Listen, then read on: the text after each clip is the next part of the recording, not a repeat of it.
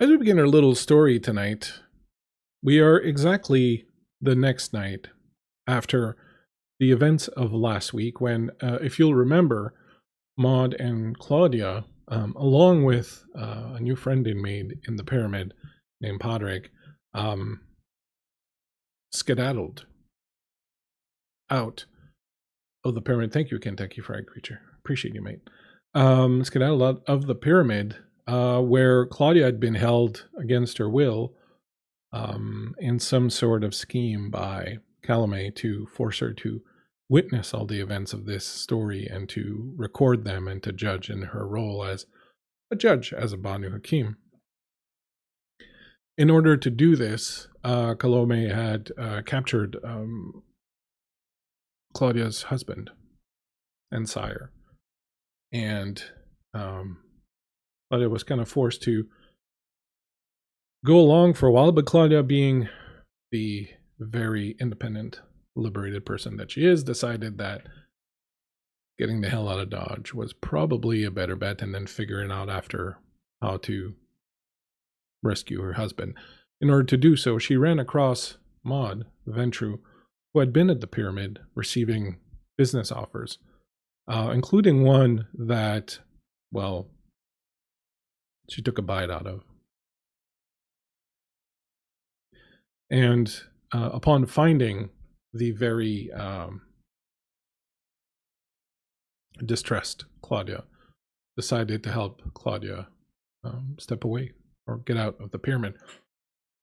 And so here we are the next night. Now, during the night, somewhere around 4 in the morning, there was a fairly significant earthquake that ripped through Montreal. The epicenter, you would find out on the news the next night, was around the area where the Black Pyramid is. For those of you who watched the Sabbat episode, you know exactly what happened, but for the rest of you, you don't know. You'll have to find out later along with everybody else. As we begin tonight, Claudia and Maud, both of you will awaken in Maud's penthouse or apartment house. What kind of haven does Maud have? Actually, tell us a little bit about that. Maud has a penthouse apartment on the top of some high-rise building. It's very fancy. It's got all the bells and whistles, including but not limited to security, I believe.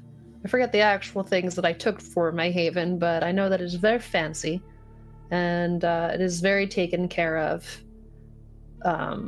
by all of my assets. But I think the main living area is very modern.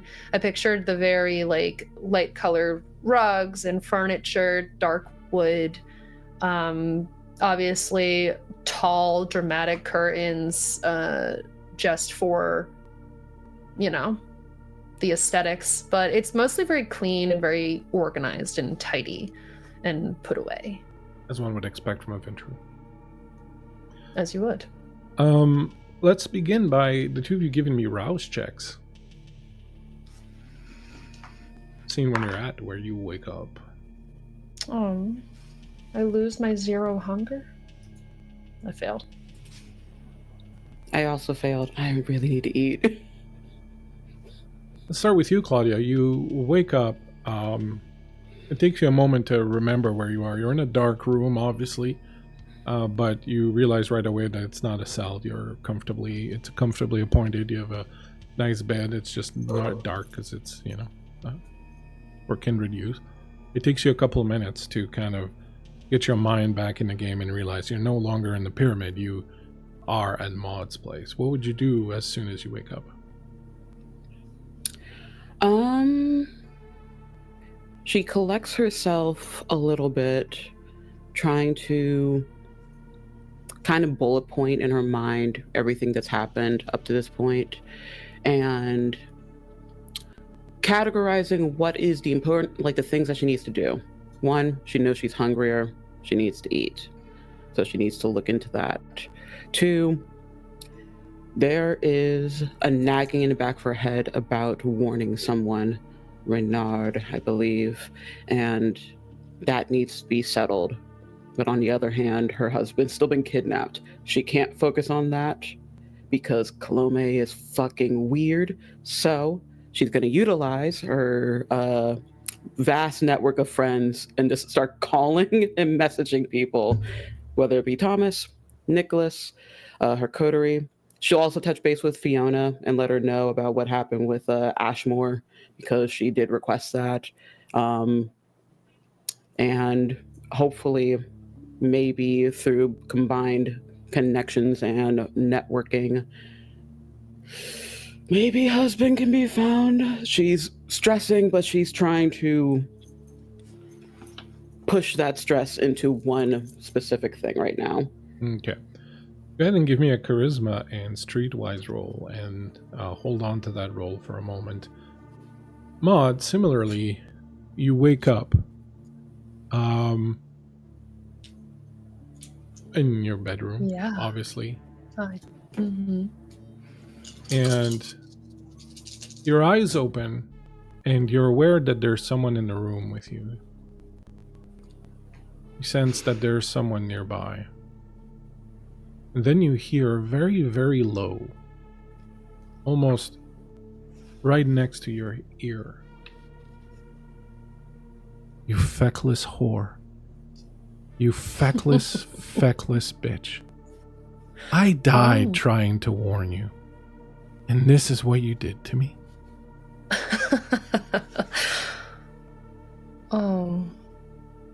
Oh, Galen.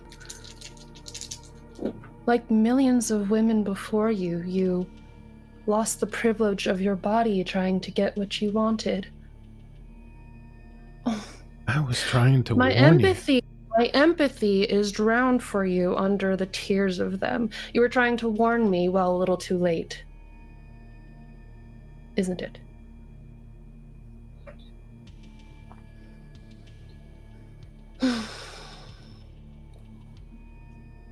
Are you going to have a temper tantrum about this? The presence dissipates a little bit, retreats away from you. I'm not done with you, but until later. You wake up feeling disturbed hunger, but you're still pretty full from your meal last night. I am. What would you do first thing?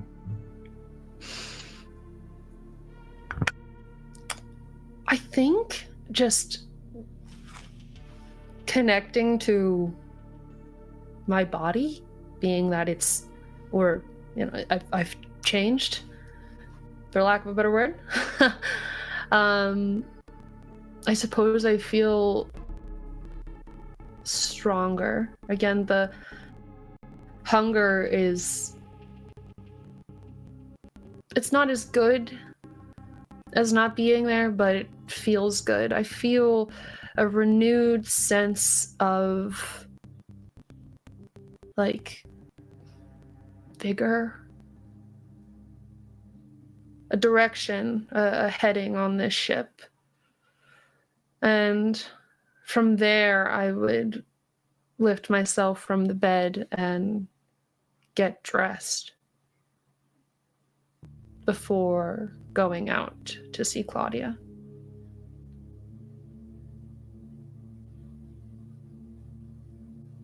What did you get on your roll, Claudia? I got a 7. Just one success? I got 7 successes. 7 successes. Yeah. Crazy, man. She's so charismatic. I will. So friendly. I will. For 7 successes, I will give you the opportunity to ask me 3 questions that you pump your various contacts for, and I will give you answers within certain parameters, but as good as I can, considering you had 7 successes. Do you want to think about it for a second? Yes, please. Elise. The last time we saw you had been after your encounter with Father Dubois in his rather impressive neon church. Sure, you could call it that. Gaudy. You feel as if you've been to Vegas and back. That talk went about as well as one could expect. Now, the house currently is... I don't know if you can hear the dog barking behind me, but the house currently has quite a number of people in it. There are a number of your disciples and followers who are there, but Vico is there also, as well as Desmond, who has promised to help you with sort of everything that's going on. So you need to talk to any of these people. They're available to you currently. They're all busy doing something or other, but they're around. So if you need to reach out to any of them, you can definitely do that.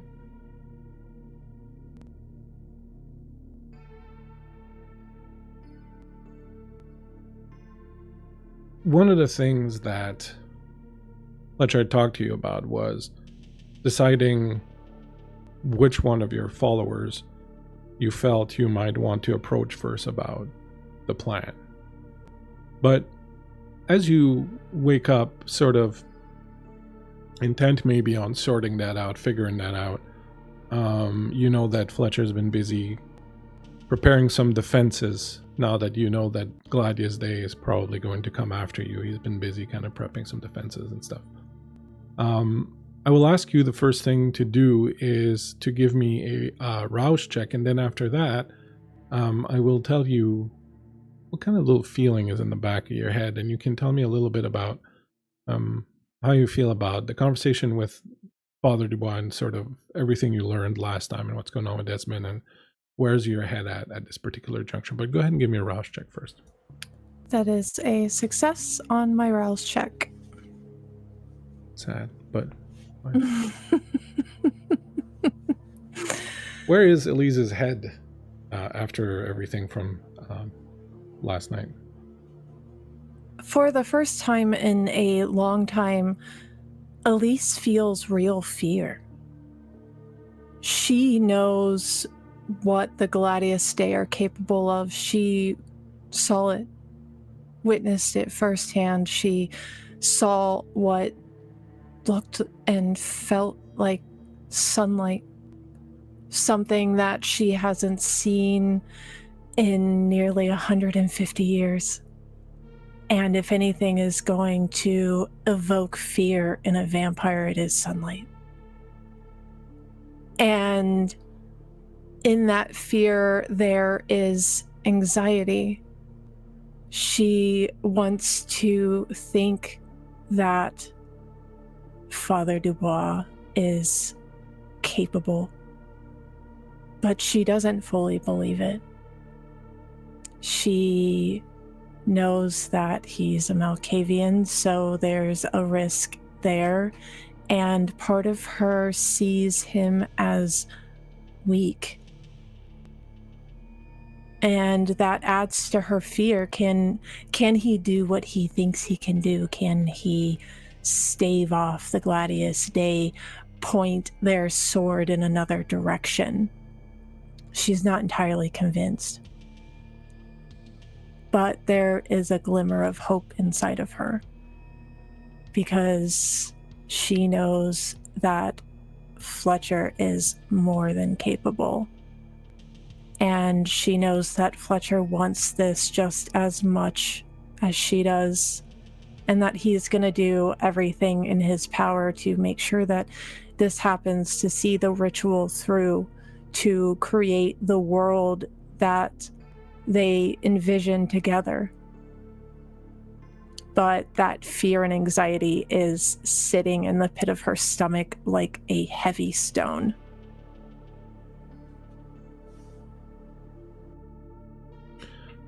You definitely feel as if things now are moving much more quickly, that everything is kind of on edge. You didn't wake up during the earthquake, but you definitely, the second you wake up, you sense that something has shifted in the city somewhere. And it's strange because it's not an entirely negative feeling. It's not a, oh, things have shifted, as in, you know, the bad guys are on the move or anything like that. It's, you kind of feel, in fact, a little relief. Your dreams were not as oppressive as they've been. You're a little more clear-headed as you wake up.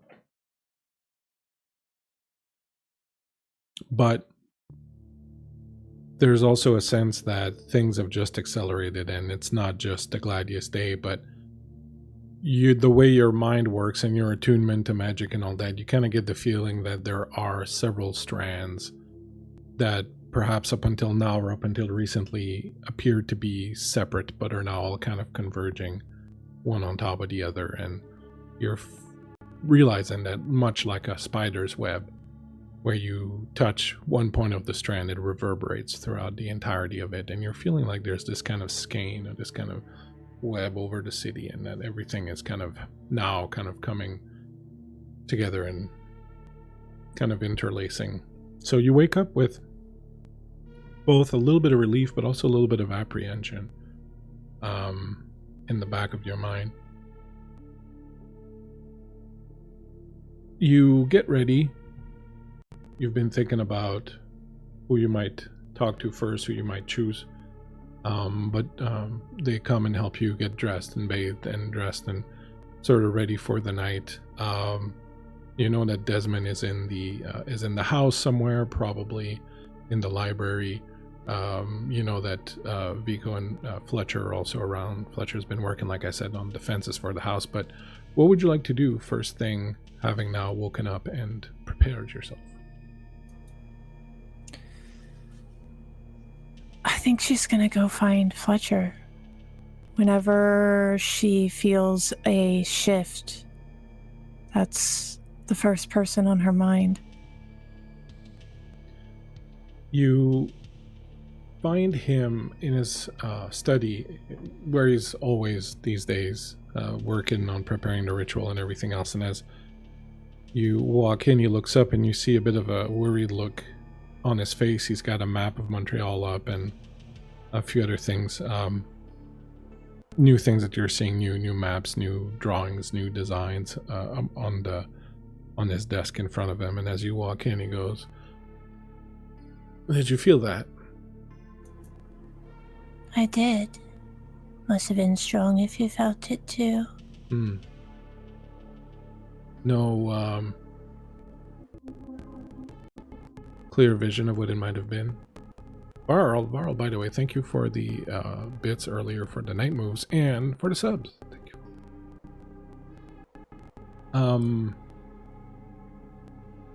You haven't seen anything or gotten any insight into it? She pads over to him where he's sitting at his desk and kind of slips down to the floor and slides her head into his lap, looking up to him. Do you ever feel like there's just some sort of little stone in the bottom of your belly? And sometimes it gets real heavy. And it just draws all your weight down, and it feels like it's going to crush you from the inside. I feel like that stone just got a little bit lighter. I can't really explain it. There's No might been vision. some sort of shift, yes. I'm sorry, and he's running his fingers through your hair and down along the back of your neck. I'm sorry, what were you saying? No visions. No. That tells me that whatever occurred, someone's trying to contain it. Possibly. Well, I'll find out sooner or later. It doesn't feel all bad, though. Like maybe something's working in our favor. The stone only gets lighter when it's good. Still, we're going to have to step up our timetable a little bit, I think. This Gladius Day situation is definitely problematic, and I don't know how far I trust the good father. Well, I think you and I are sitting in that boat together. I'm not sure how capable he is. Well, we're about to find out. I had an interesting conversation with his primogen recently. Interesting. How so? If you recall, the good father left with the body of Max, the former Nosferatu prince, when we went to the underground. Right. Do you think he did something naughty with it?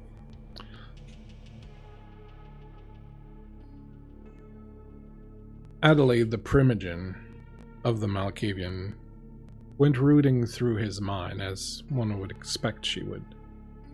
And she told me that she discovered that his breaking away and starting this whole upstart princeship thing was some sort of plot that he and Corinne, the current prince, were working together, so that it was not actually a schism between them, but part of something else that they were working on together.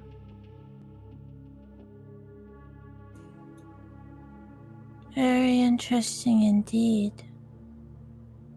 And that's not even the interesting part. The interesting part is that our prince may not be exactly who she seems to be.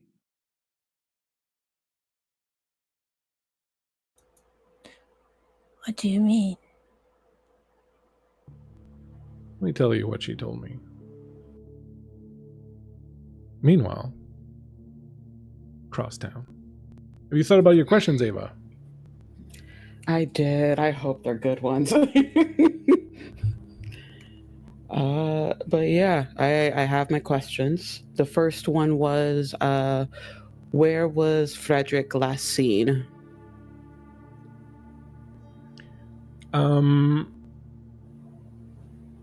I think the answer to that would be that the last anyone saw of him, I don't know where it would have been, but it would have been like something that makes sense in the sense of the last time that he went out. Mm-hmm. Whether he went out hunting or he went out for whatever reason, that's the last that anyone really saw of him. Okay. Because I know she spoke with him before going to see Nicholas, and that was like roughly, actually yesterday. Well, yeah, actually yesterday, because everything happened yesterday. Because she is from the South Shore, she wants to kind of focus in that area of any rumors happening there, and she's mainly going to try to keep an ear out for disappearances, occult, Annabelle, or mages specifically. But if anything else, maybe that would be a key.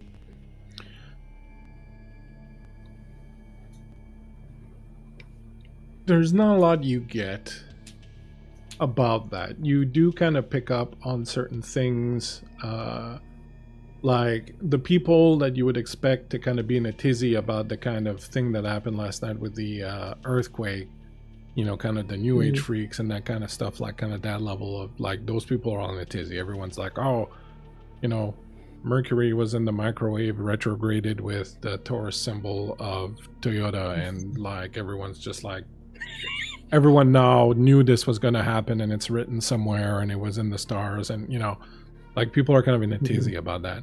The place where you kind of pick up perhaps a little bit more is that a lot of people are talking about the fact that there was... How much occult do you have? I have 3. Okay, so you're pretty well connected. A lot of people are talking about the fact that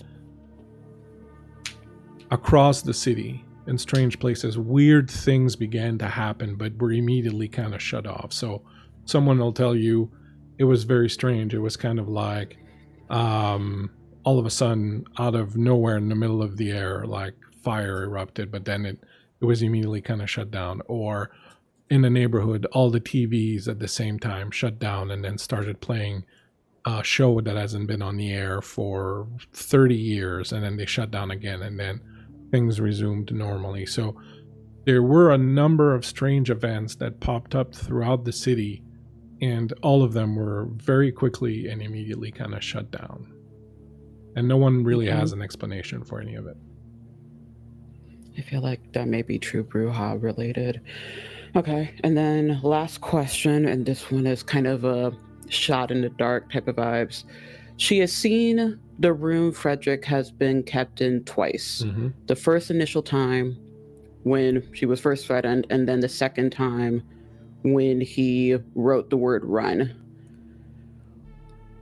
She highly doubts that there was anything specific, but with those details, she wants to see if there is word of any buildings that either asylums that have activities or buildings that would happen to be like hold rooms like that between the South Shore to the pyramid itself.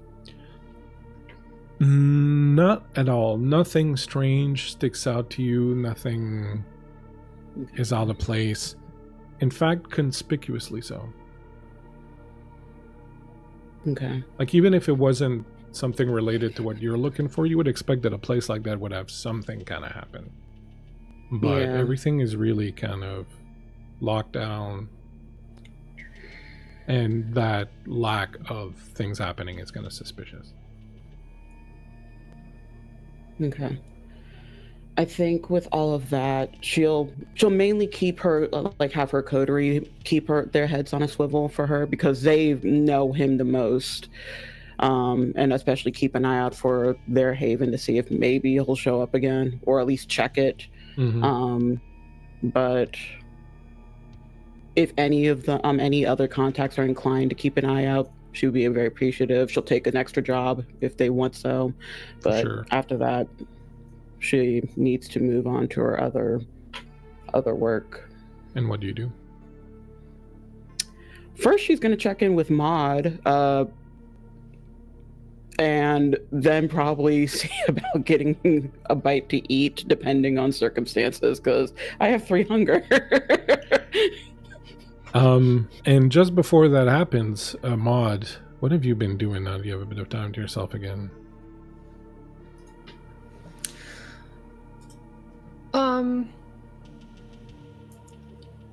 I mean, I was going to go meet with Claudia while that was happening, but I guess I'll Okay, use this no, time that's fine. to I just describe wanted that... to give you the opportunity to do something else if you wanted it. Yeah, before no, you got nothing to in particular.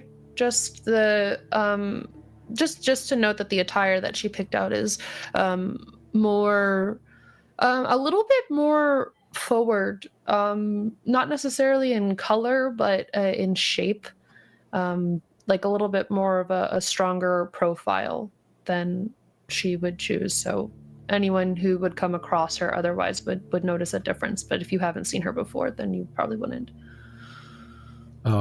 You find yourselves, the two of you, meeting somewhere in the living room, in the kitchen, something like that. But the floor is yours. You look pensive. This seems... The last I heard from my partner was technically yesterday, earlier in the evening. I don't know what to make with his abduction. This seems to have been just out of thin air. He's just gone. And I don't know if that fucking bitch, that French twat, is someone who will hold and be someone of her word until I do what she wants me to do, or because her head is rattled with holes, just taken completely, so I'm not sure You mean how to really kill go him? through. Yeah. You said that you saw him yesterday. Was that in person? It was before I was meeting with a contact, and I was out for the rest of the evening. It was a very long evening. Well, I think for as long as she wants to have control over you, she's going to keep him alive until you see or show no emotional connection to him. I believe that would be the move. Or at least show you that he is alive. Yeah, she technically showed evidence of his being kept, but for how long, I'm not too sure. But I have So people. You saw I have him people yesterday? looking out. Yeah, yesterday. So then what do you mean by how long he will be kept? Yeah, I don't know. Right now, she wants me to write her story, and I don't really know exactly how much that entails for her. Does she want an actual like a novel? Does she want a script? Does she want it hand bound by human leather? I don't fucking know. So, just have to. My coteries keeping an eye out for him, at the very least, while other things are being worked on. And hopefully, I think I find myself to be a pretty lucky person. Hopefully, Lady Luck will be on my side for this. You have no idea his whereabouts, though. No.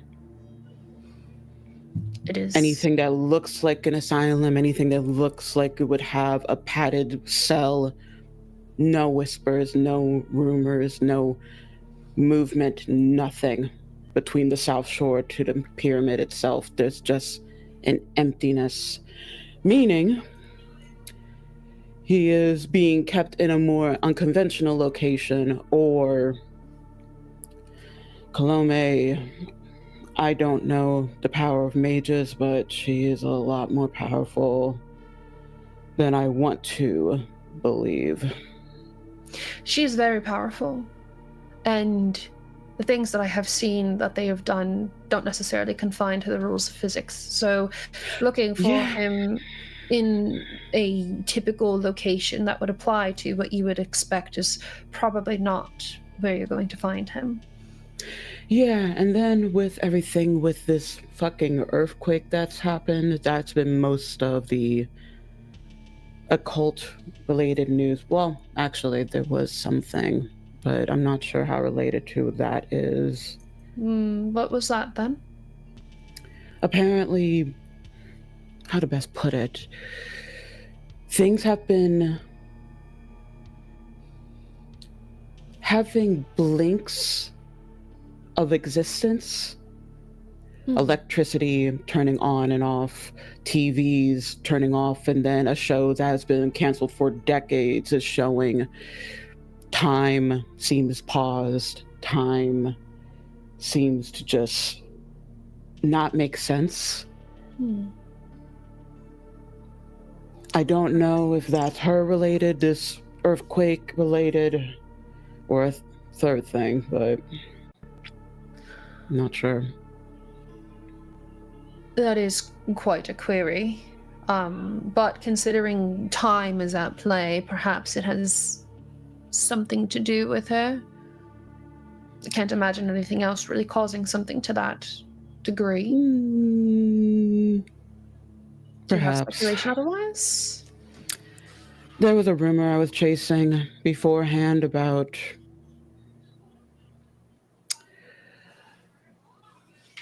kindred who are more myth and legends than actual reality, but every now and then it seems like there's more evidence that that may not be the case.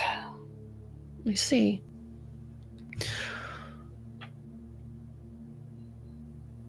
So next steps would be to continue to look into this, yes? Yes, and well, I'm having other people look into it because there's another thing that concerns me. There is a kindred in the undergrounds, in the sewers, I believe, the Rat King.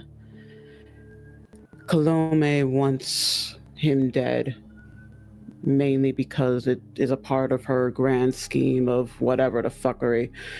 Mm-hmm. And I would like to try to deter that, to just twist the knife into her as best as I can. Oh, interesting. Yeah, You like the but I sound do. of that, that's for sure. Yeah, so I do plan on trying to at least hunt before then. I was going to say you look peckish.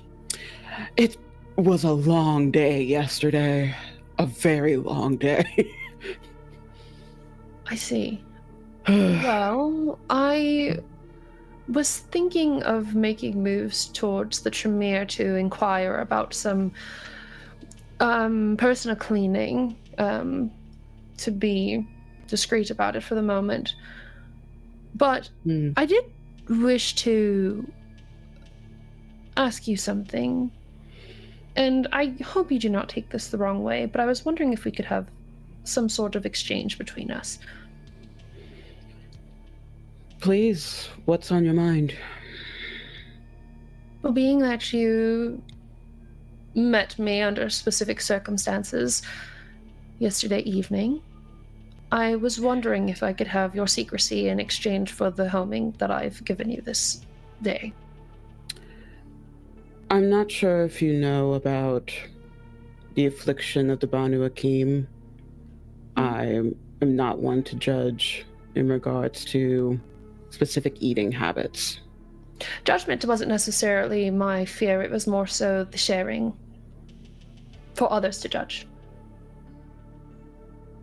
You'll have that as well. Like I said, it's not my place to really judge or say anything about that. I appreciate that.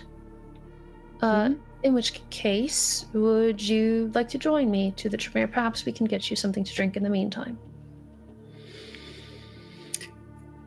You know what?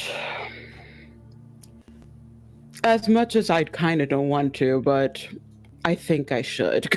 I think something's telling me I should. We may find more information pertaining to your situation along the way. You never know what you will find. Oh, yes, it's just...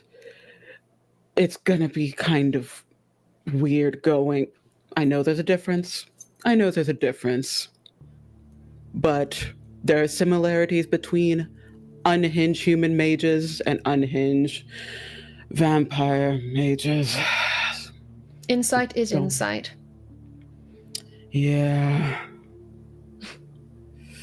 Yeah, let's go. They also kind of showed up in the documentary that fucking bitch forced me to watch. I'm sorry? What?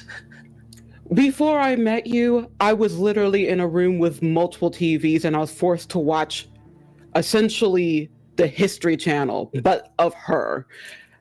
I have so much rage towards her. Also, just keep her, just ought to be her personal kindred diary or something. I don't understand. It seems that she's getting what she wants. Oh, don't worry. I'll be calm after this. I'm using this as a free void of a space to just yell a bit, and then I'll be back to the composure that I usually have. No, please. I completely understand. Your feelings are valid. Thank you. I promise you that I'm going to do what I can to help you. It is appreciated. Thank you, Maud. Of course. Let's go see some mages. Let's go see some mages. It's going to be interesting. It's always time to go see some mages. Speaking of mages. Speaking of mages. Speaking of these mages.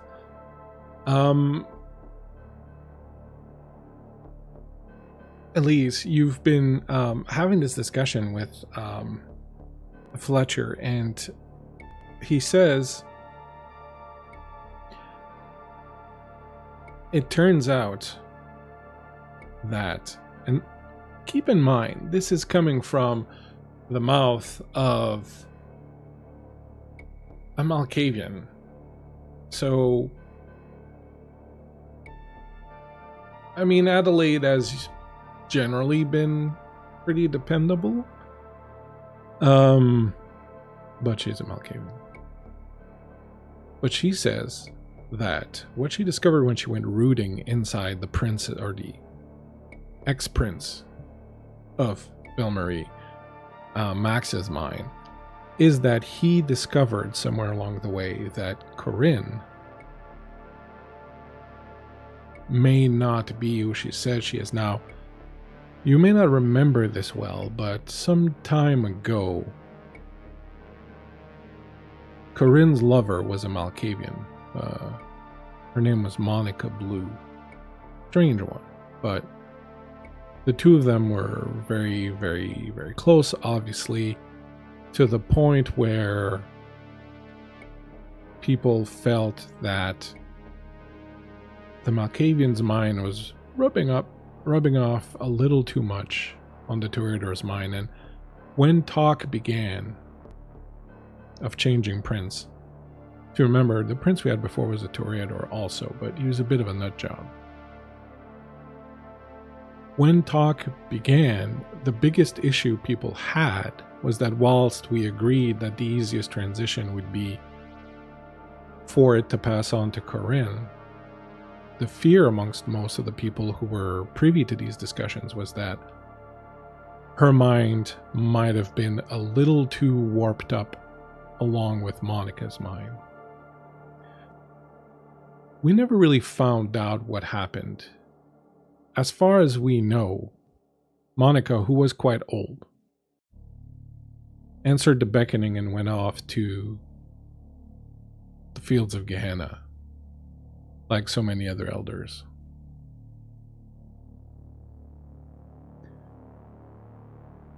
After that, Corinne seemed to balance out a little bit, enough that the Ventures felt comfortable enough putting her up for Prince and putting their support behind her.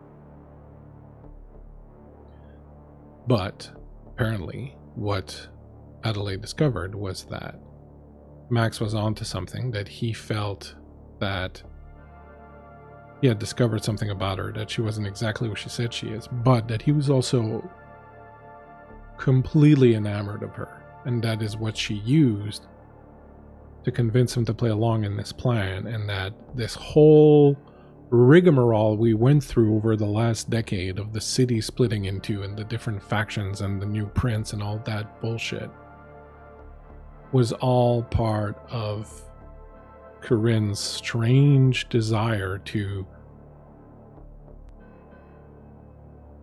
have the city fall apart.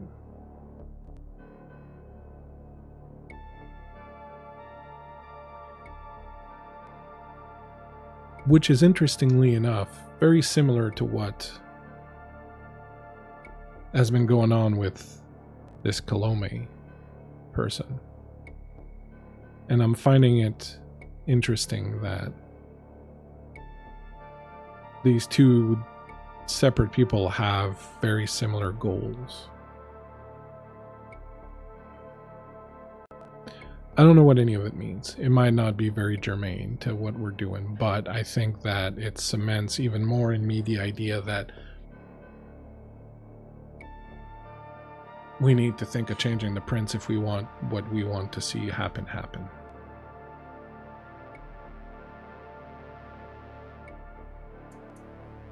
That makes me wonder even more if the father will follow through with what he says. think he will. I think ultimately the father knows that Gladius Day is bad for everyone, and the fact that we know through what Desmond has told us that they're probably going to target him first. He's isolated, he's alone, he's a member of the church. It would be a huge coup for them to get rid of him. I think he was sufficiently impressed with that last week that he's going to do what he needs to do. But will he point them at the prince? And if the prince is sick, like Calumet is sick, is the father sick too? I don't think it's them, I think it's in the soil. The land here is sick. It needs to be healed. You haven't heard back from the strange one who talked to you. The one buried.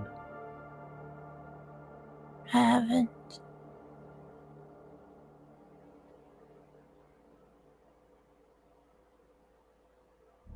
All of this makes the other phone call that I just had even more interesting.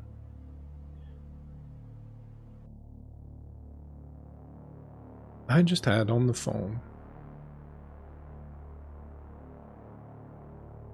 Thomas Strathcona, the seneschal and head now of Clan Vintru. And he had some very interesting things to say. There's a knock at the door, and Marjolaine opens the door and peeks in and says, "I'm sorry to disturb you, but there are a couple of kindred at the gate asking to see you." Elise looks to Fletcher. Are you expecting someone? I'm never expecting anyone up here. Yet, strangely, people seem to keep showing up. We'll finish this discussion a little later. I'm intrigued in who this might be. There's a lot of stuff happening right now. We need to be careful. At least if it's kindred, we know it's not the Gladius Day. Shall we go see who comes knocking at our door at such an ungodly hour? I think we should. She'll kind of pull herself from his lap and slowly stand. And as you do, he pulls you back down so that you're sitting in his lap, and he pulls your head close to his, and he puts his forehead to your forehead, and he says, "I know that there are now a lot more moving parts to this entire thing, and it feels like a lot of these parts are stacked up against us. But you remember that this is our dream. That not only is it our dream, but it's good for the city, and it's good for this place that we live in and the world that we want to build around it. So we're not going to let any of it throw us off our course. Are we, darling?" She places a hand on his heart. As long as you're here by my side, nothing could throw me off this course. Then we're golden. Now let's see what kind of little strays show up this time. Whatever it is, I'm willing to bet it's going to be interesting. It always is. At the gate, Maud and Claudia, a well-dressed ghoul in a suit, opens the gate, allows you to drive your car in, and as you pass by, he points towards where you should park on the side of their house is this kind of Gothic Victorian mansion up in the hills of Outremont. And as you pull up to the side and park, you can see a few lights inside the house. And the front door opens, and a woman steps out. She's a ghoul, you can tell. And she stands there, basically just sort of waiting for you to arrive. She's just sort of at the door waiting to greet you. She has this flowing long black robe and long black hair that's just loose around her face, and she just stands there waiting. The two of you park the vehicle. Is there anything you want to do before you step up to the front door? Out of character, do I know Elise or Fletcher by name? Yeah, you certainly would have met them at Elysium at some point. Right, okay. Elise would probably have been very kind of cold and distant and aloof kind of thing, probably, but Fletcher usually kind of mixed a lot, so you would certainly have met them and have talked to them and know who they are. Okay. I think before stepping in, or maybe even on the ride over, Maud would say to Claudia, I spoke discreetly before, but maybe it's just because of my own insecurity, because of the situation. Have you heard the Tremere of being able to clean the marks of diablerie from an aura?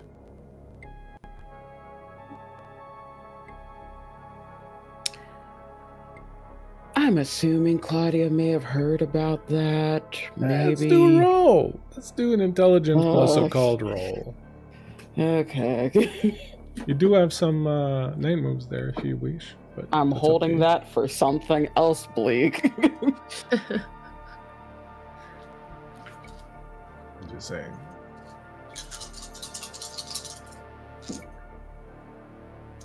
One, two, three. Just 3 successes. There is a rumor that, in fact, Tremeres do have the power to do this. This ritual they have not only erases the marks of diablerie, but erases everything about your aura. But it's known to be a very dark ritual, because rumors are that in order to perform this ritual, you have to sacrifice an innocent child. Oof. I have heard whispers of that. It's not from what I've heard of it, it's not a clean thing. What does that mean?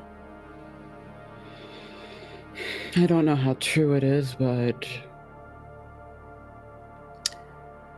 things always come with a price. And the price of wiping the slate clean, so to speak, for something like that is, well, sacrificing something innocent. And what is the most innocent thing of humanity but a child, an infant, that has not quite been tainted by sin yet? Interesting. I suppose we may find out. Boy, howdy, I guess we are.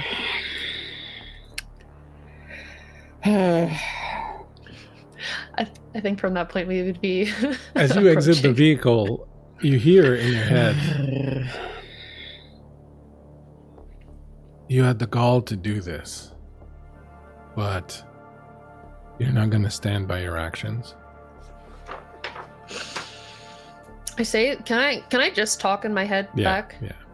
Wonderful. I would definitely say in my head back immediately. You know, Galen, I have over a century of experience of tuning out male voices, and if your temper tantrum is going to last, I will continue to tune you out. When you want to speak with me in something that's more productive, then I will start listening. Temper tantrum? You ate my fucking soul. Temper tantrum? And you lied for how long to me? Withheld information for how long to me?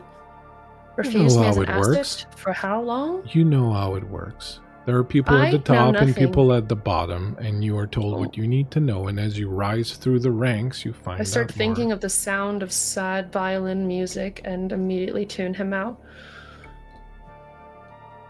This is gonna be impossible. You know I was trying to warn you, right? Oh, I mean, I heard about that. But how long did you wait to warn me? Too late. Question for you. How can we turn over your assets to me? Or would you not like those back? Because there's nowhere else for you to go. You're so fucked. You're in so much danger. You're in so much danger. And from people you may not even expect. Ooh, say the name. No, but I will tell you this, and I will let you cogitate on this for a little while. You're not going to tell me? Do you think that someone like whoever this woman was, the red-haired woman who gave me to you, do you think they do something like that without intending to use it against you at a later date? Do you really think that they don't have proof that you did this, and now they're going to use that to control you because they know that this is very bad? This is very, very bad, Mon. You're fucked. Are you done complaining? I'm not complaining. I'm just telling. Are you going to help the situation, or are you going to hurt it? How would I help you? Because you have nothing else. Yes, because you took everything from me. You condemned me to this. Okay. We're done. Until you're ready to talk something useful, we're done.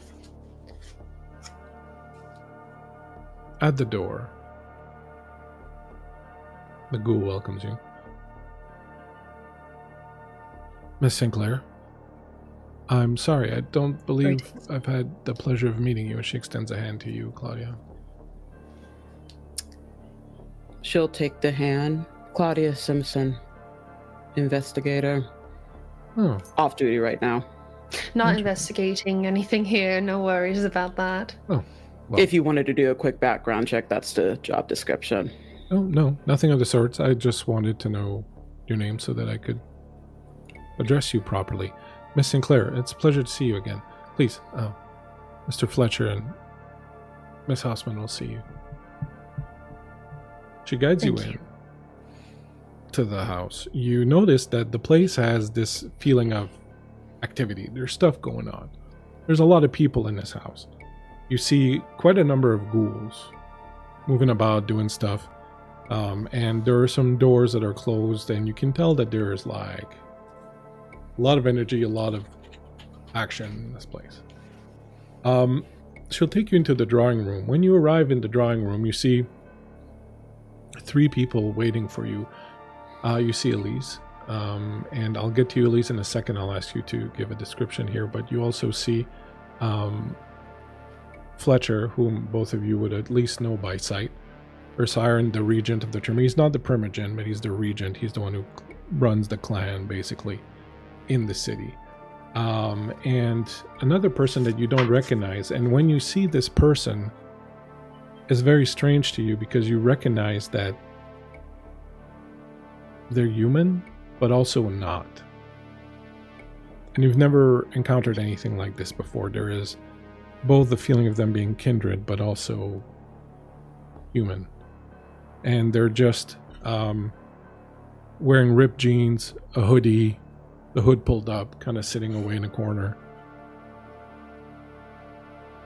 Kind of being a little bit away from kind of the center of conversation. As you walk in, Fletcher will move to you, the two of you, and come and welcome you and shake your hand. And you'll see Elise. And Elise, tell us a little bit what it is that they see as they walk into the room. Yeah, I think in classic Hellscat fashion, Elise has draped herself on this very beautiful, clearly antique fainting couch. And she's wearing a black dress in laces and chiffons. It's very long and flowing and has a high collar, very reminiscent of Victorian eras. And she's just kind of lounging there quietly to herself, watching as you two file into the room. And since the three of you have not been together before, let's do the same. Let's get some descriptions from both Maud and Claudia. Claudia, would you like to go first? Sure, because she knows of Elise through the documentary, but not really anything else. So Claudia, she is about 5'9", 5'10"-ish, medium brown skin, African American. Hair is in kind of like a messy bun with draped down goddess locks, black and red, and she has a very eerie, beautiful look to her, and it's mainly through the eyes, which are like a very deep green gray. Very composed, but there's like an undercurrent of just, I'm unsettled by everything that's happened within the last week. Everything is tough right now, but I am looking very calm. And Maud is a very beautiful, like 5'6", 5'7", pale woman. Beautiful because she has the merit, not because of glamour. Same. But same. You all three of you have the merit beautiful? Yeah. Yeah. This is the best room stunning. in all of Montreal. Jesus Christ. This is a stunning room, and everyone in the room is just like... Everyone. No awe required. Elise, if you've seen her before, you would notice how her outfits are, as I described earlier, of a more striking kind of silhouette, but very tailored and trim, official, blazer and pants with heeled boots, and clean earrings. But overall, her appearance is more darker. Her makeup is a little bit darker than normal. But still very venturous, very clean, still very neat. I'm going to be the asshole who points out that Elise has the merit of stunning. Hell yeah. And you point that out. You point that out. Power to it. Oh my god. He's stunning. Own that shit. You bought I it. spent 4 points in that shit. Me, not less. The three of you walk in, the three of you get into the room, and like there's just like everybody else is kind of pushed out just by the hotness. The wallpaper starts to peel. Fletcher takes a look around and goes, well, quite a very intimidating room to be in. Please, have a seat. Can I get Thank either of you. you something to drink? Yes, actually, and looks right at Claudia. If you're so inclined, I would take a drink or two. Absolutely. Any dietary restrictions? If you actually have some cheater's blood on you by any chance, then that'd be nice, but otherwise, no. Did you say cheetah or cheaters? Cheater. Like cheating people. Well, everyone in this Spicy. room is free to, everyone in this house is free to engage. emotionally and erotically with whoever they want. It's kind of our thing, actually. So not really much. No cheating minor going on here. betrayals? There's no betrayals when everyone has the permission to do what they want and whatever feels good. We're not about putting Wives that restriction- hire private investigators to look into why the bank account is slowly depleting funds whenever the husband touches it. Well, But otherwise, no, I don't really care. there's none of that here. We're very free and open. So nice. But Wonderful. I will get you some to drink. And he looks to Marjolaine and nods. And anything for you, Miss Sinclair? No, I'm quite full for now. Thank you. I appreciate it. Perfect. And as he's getting that done, and they start bringing in some libations, Creep, as you sit there taking them in, at first being blinded by their collective beauty, but Hot chicks in my fucking parlor. yeah, then you're I'm like present suddenly. She like sits up a little more. sits up and just pulls the dress down a little bit over one shoulder. You find yourself That's something off a table to be noticed. It's Damn it. noticed. The good crystal. You actually find yourself kind of drawn to Claudia a little bit, and as you look at her, you get that sense that you sometimes get when a little vision is about to come over you, and you reach out and steady yourself because you never know exactly how those are going to go. And you see this one doesn't bowl you over, but you see kind of floating in front of you, floating in the air in front of you. You see the design, a Fletcher's ritual that he showed you before, the two triangles, the dark one pointing down, the golden one pointing up. You see the various points in that design, naming the people that are supposed to be present, the people that have gone, that were that have died or gone on to other other places since the beginning of this story. And you see that one point near the top of the golden pyramid that up until now had remained unknown and empty. And you see Claudia's face. And just as you did with everybody else that you've met, all the other ones involved in this situation, this ritual, that are connected to it somehow, you get the sense that she's that missing link, she's that missing connection, the one that represents logic.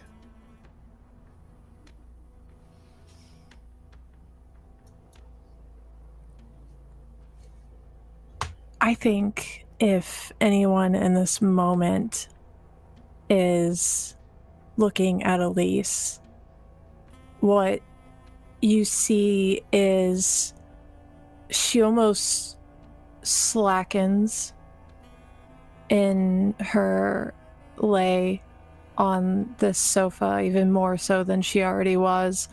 And there's a distant, dreamlike stare in her eyes, and for a moment her eyes roll into her head and it's just the whites, and then just as quickly it's as though nothing happened.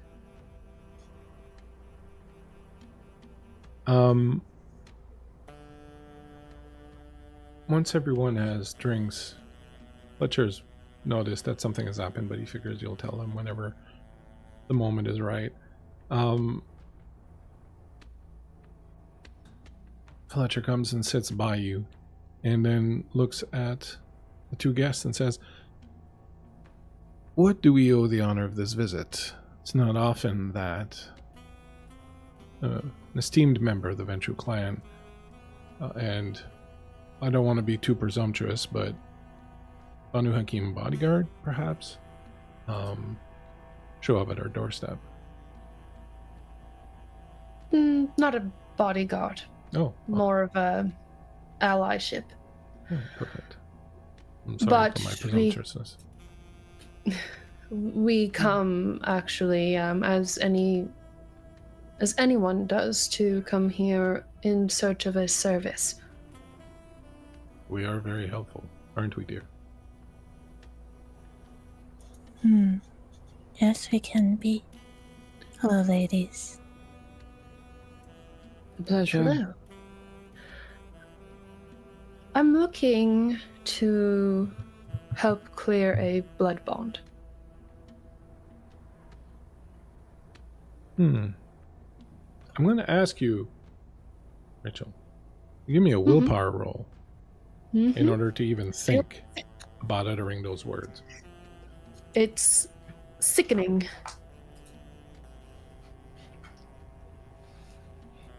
That's how many I have left, right? Yeah. Or I have one ticked off for some reason. Yeah, actually, it would have returned by now, so you can, Sick. as long as it's not gone permanent, you'd be fine. No, not one of those. You probably just use it to No, reroll no, last game. Probably. Those happen from time to time. And I don't include hunger in the... No, okay, good. Just making sure, you know. Oh, very nice. So that is 4 with a critical. Okay. So you're fine. So for the rest of the scene, you can go against your blood bond. Thank you. But it does... Yep. It does, like, shake her to Yeah, say you that. do find it difficult. You have to really kind of steel your will in order to go against, especially since it was just renewed recently. So you're the only thing that kind of plays against it is because of the Diablerie. I think that would kind of help you a little bit, like it would dilute that bond, but it's still there, and you still find it difficult to say those things, and so it comes out with some difficulty. And Fletch says, well, that is something we can do. Do you mind if I ask who the bond is to? You don't have to answer. I would prefer not. I assumed it's you since you asked, but is it? Or is it you? And he looks to Claudia, which I would find difficult to believe, but No, it is me. I'm all right with my bond that I have. I'm good with mine. That's like a symbol of my marriage. I'm not taking that away. Hell yeah. I love that. I love that so much. there is Tight. a ritual that we do know called Abandon the Fetters. It was created a long time ago during the Anarch Revolts. It's not a easy ritual to undergo. It is effective and permanent, but it is difficult to undergo, and it in fact is quite excruciating and will certainly leave a permanent mark. But I would suggest you to think about that. I mean, if you're here and you're making the effort to talk about it, it's already proof of your desire for this, but it's not an easy ritual to undergo. Is it painful or... It is. The ritual requires, first of all, that we draw some of your blood. We need to mix it with a concoction that we prepare. We then need to exsanguinate you completely. Once that's done, we need to excoriate you. Now, this exact method is up to the ritualist's individual style. Some prefer mortification with a whip, others like to apply brands. I myself like to use ritual tattoos. Once you have been brought to the edge of death, then we shatter a glass container with the blood in it. once it has evaporated, the bond is broken and the subject is freed.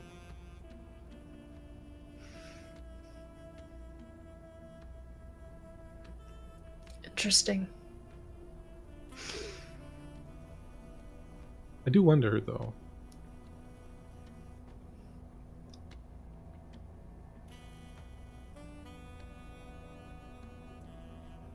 Again, please excuse me if I'm being too presumptuous, but I would assume that the bond you might have would be to your sire. I believe is Thomas Strathcona, the seneschal of the city.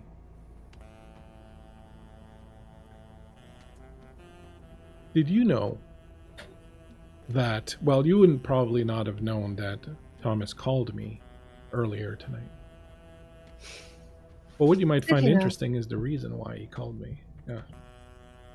Thomas and I are not friends, but we've known each other for quite some time. I haven't been in the city for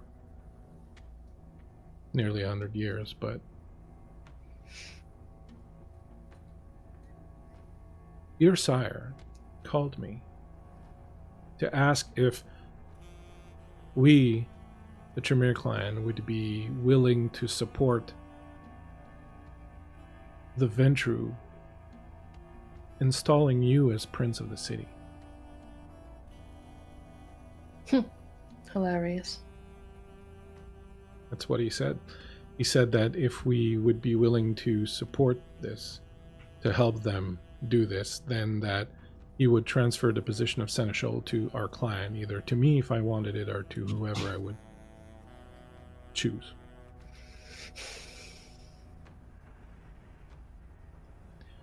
And here you are, a few hours later, asking me to break blood bond, which I'm very willing to do. As I said, we don't value chains here. We value freedom. How long would it take?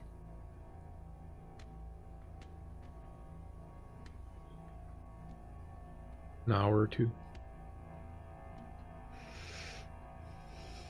Depending on your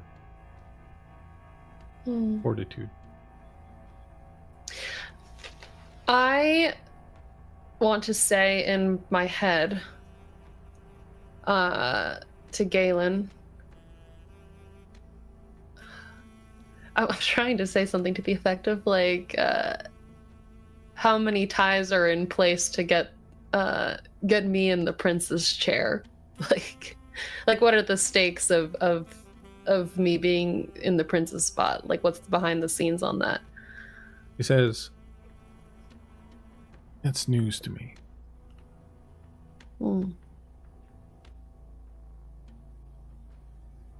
Interesting.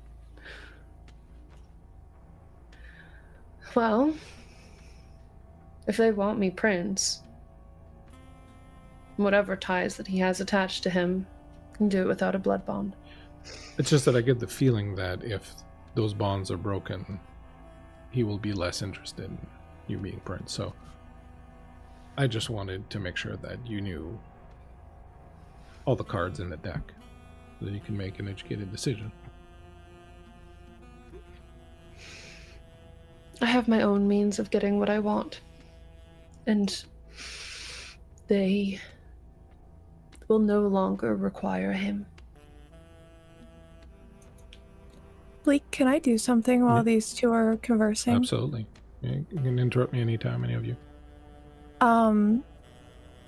Elise sits up and she kind of drapes her arms over Fletcher's shoulders and puts a head on one, and she's watching Maud as she's speaking.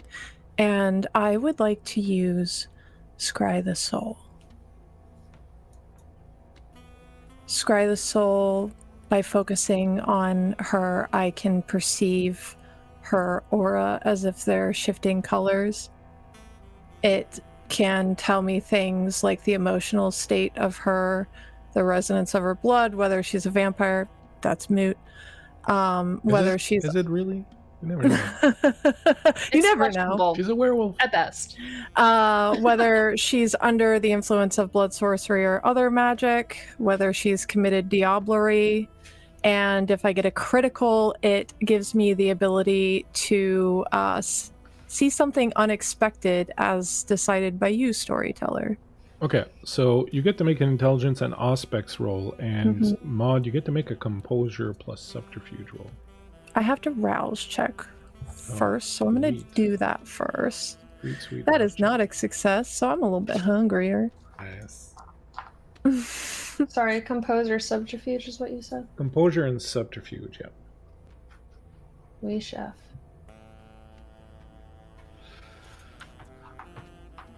And I am going to use a night move for fun. Maud, do you want to use name move? I don't need to. I got 5. I also have 5. Okay. So. Can I choose to fail at that? Can you I choose to go fail? under? Yeah, if you Can don't I want choose to go under? you can. If you want to not resist it, you can. I was rolling dice to see what would happen, but I didn't expect every dice to come up. Aces. Yeah, I choose to fail. Okay, so that gives you 5 successes. So 5 questions you can ask me about the aura.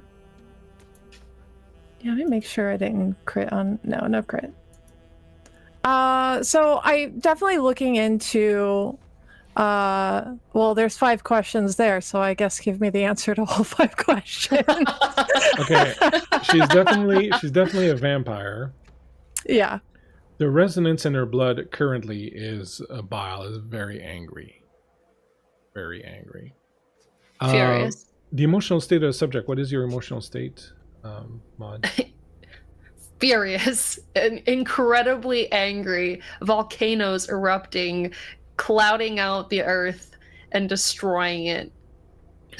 Most angry you've ever seen behind the masks of someone's visage. The subject has definitely committed diablerie in the last year. You see the streaks of black in her aura quite strongly, and the subject is also very much under the effect of some magic,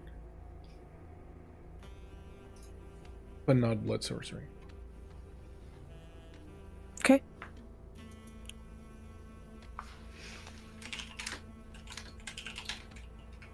Would I understand that a blood bond is magic? It wouldn't show up in the aura. Oh.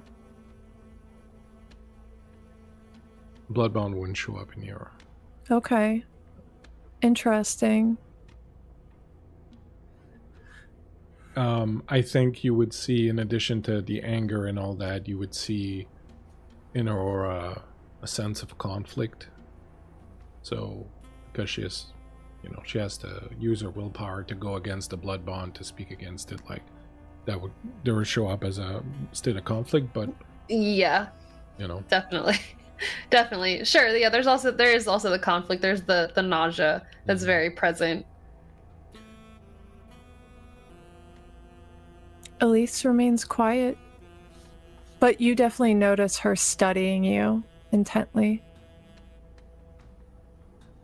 My suggestion to you, Miss Sinclair, is that we do this either. My preference would be tomorrow night if you are in a bit of a hurry. Could possibly do it at the end of tonight. I need to prepare and only in a few hours for that. But if you're fine with waiting until tomorrow night, then you can come here as soon as it's dark and I will perform it for you.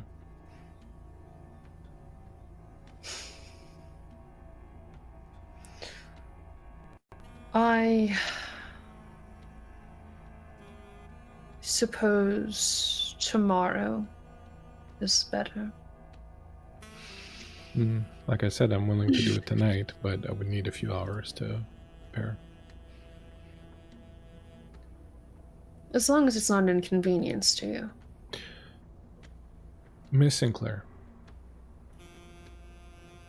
I know you don't know us very well. And I know that you've probably heard rumors and stories about the Tremere much more than you've heard any truths or gained any knowledge about us specifically here. If you knew us, you would know that Elise and I, for example, have a very powerful bond. We are blood bonded to each other and have been for a very long time, and we cherish that bond because it is a bond that was created out of a truly deep and passionate love that has lasted and endured beyond the effects of this blood bond. Yet, if Elise asked me tomorrow to release her from it, I would, without a second's hesitation. There are things in the world that, regardless of who we are, what type of creature we are, how old we are, what kind of power we wield, we should not be allowed to do, and that is to force somebody else to love us. And so, if you find yourself in that situation, it is not an inconvenience for me at all to help you.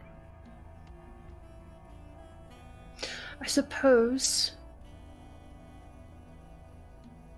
initially it was for love, but it's been abused. And I refuse to be abused any longer. It'll be my pleasure to do it. And I will not even ask for a boon in exchange. That's very kind. You don't know, please. I have the feeling that many of us will have choices to make in the coming nights, and I would rather have you think well of me than have you feel obligated to me. Again, we don't impose chains on people.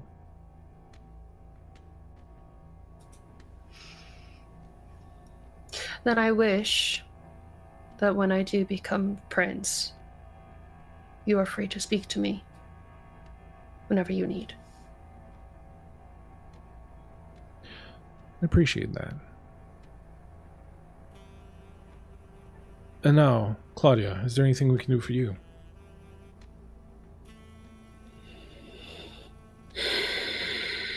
Nothing as dangerous as breaking a bond.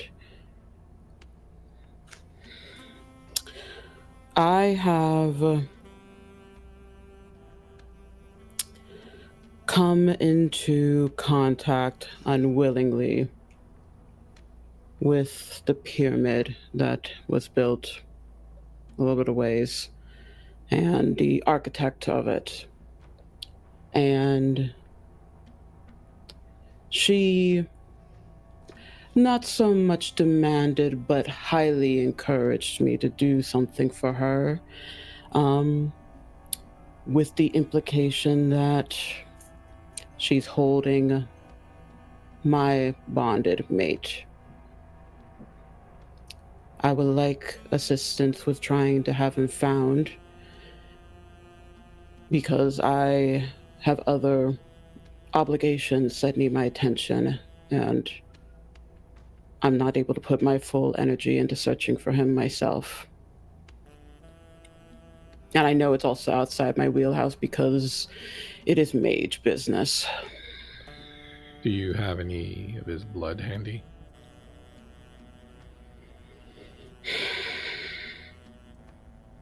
No, but most of the daggers I have, they were made by his hand. May not be enough, but perhaps if you would, and he looks at you, Elise, do you think you could perhaps try and see something about our friend here? I could try. If you are willing, Claudia,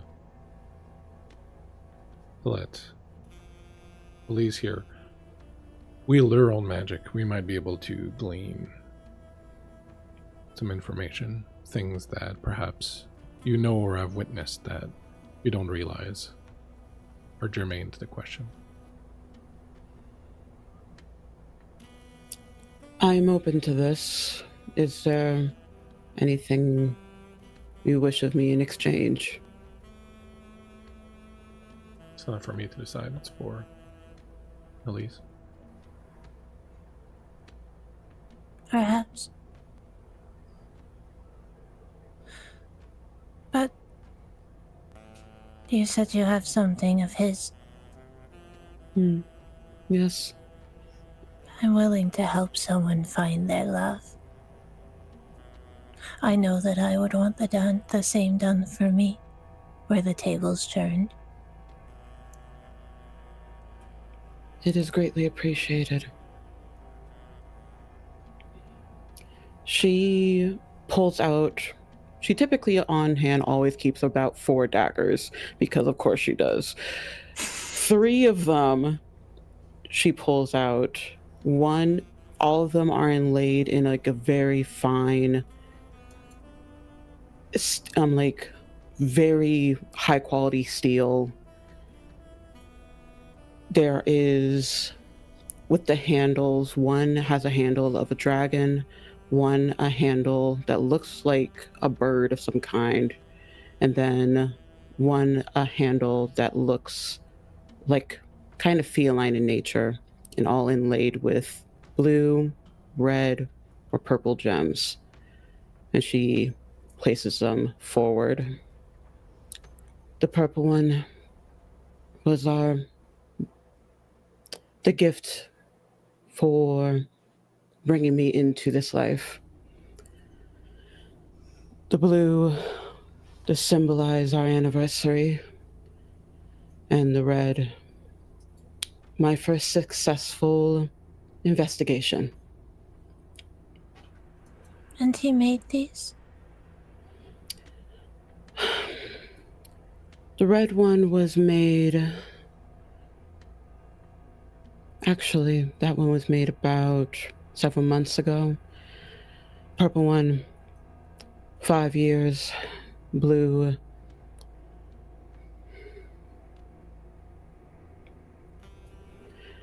he made before 5 years, but he held it when I was still in the States until I came up here.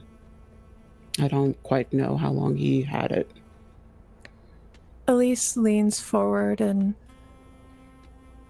kind of washes her hand over the blades, looking down at them. Do you have a favorite?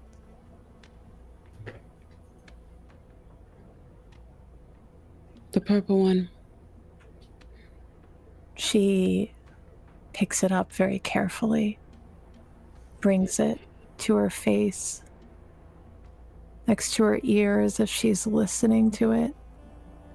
And I would like to cast Premonition, Bleak, focusing on this blade and focusing on Claudia's love for this man, to see if I can glean anything for her.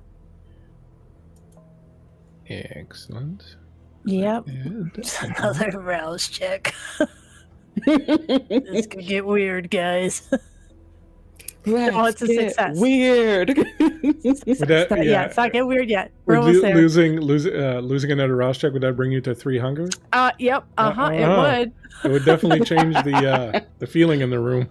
Mm-hmm. All right. Let's see. So you're giving me resolve plus aspect. Ooh, wowies, Batman. That's 5 successes.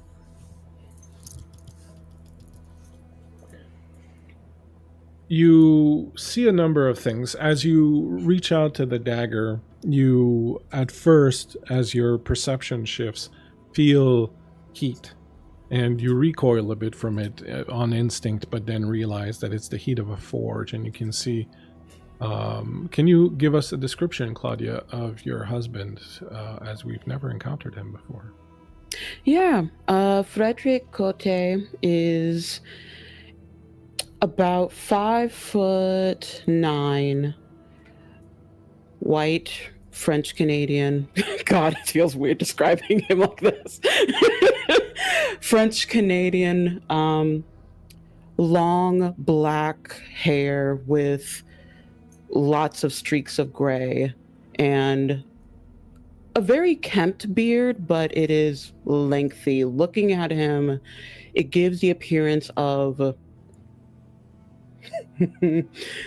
kind of wizardly, very sage-like, very vastly different to how Claudia presents herself, which is a bit more regal, more bougie, and his is more of the quiet, calm,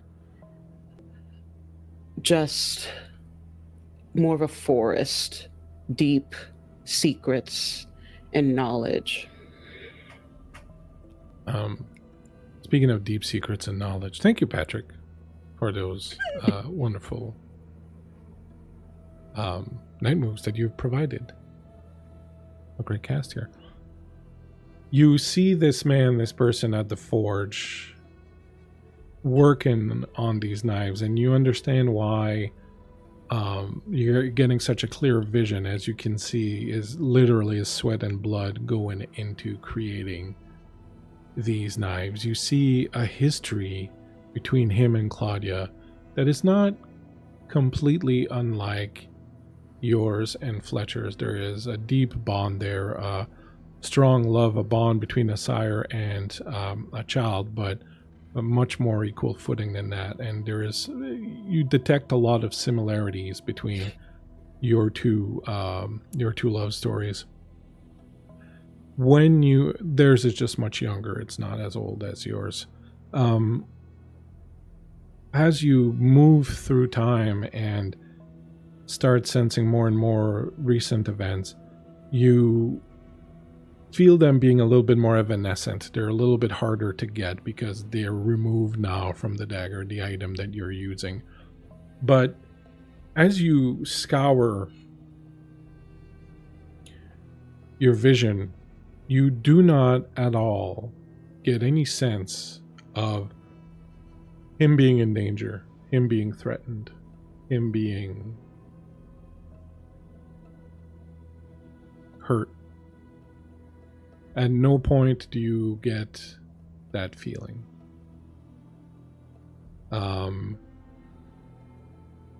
However, you do see something else. You see very briefly, you feel fear, and you realize this fear is coming from Claudia. You see a room with a wall filled with blood. The word "run" written in blood throughout. But you see through it, almost as if it's not real. And then you see an inverted black pyramid and strange aura of power that swirls around it. And you feel again Claudia's fear. And you get the sense that whatever has happened, or whatever is happening to her sire, has to do with that inverted pyramid. Yet you don't feel that he's in danger.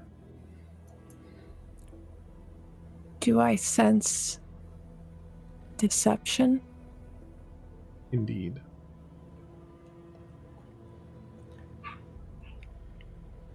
As Elise is holding this dagger and she's listening to it,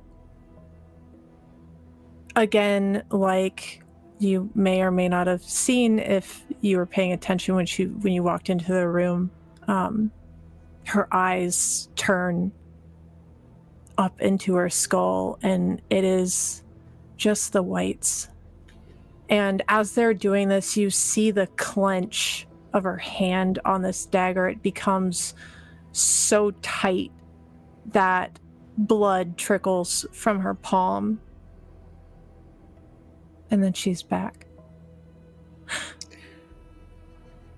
I think in that very brief moment, Claudia's eyes are just on you and just extremely focused. So once she starts seeing the clenching, kind of just automatically she goes towards you and like puts her hands like softly around yours and just still staring. Part of checking to see if you're okay, but also just waiting for a response. Her hand slowly unfurls and she offers the knife back to you. There's a line there from the blade.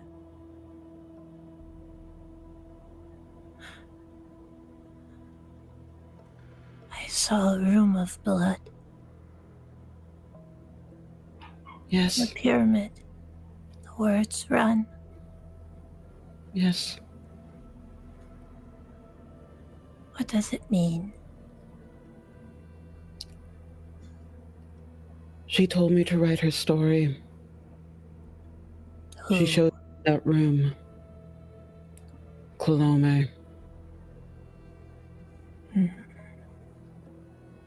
And that image of the room with blood, the words run, was what I saw that told me to get out of that pyramid.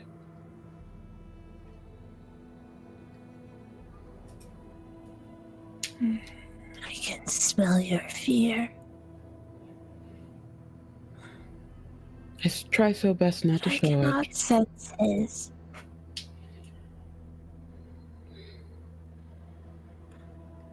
I'm afraid, Claudia, that there seems to be a bit of deception surrounding you.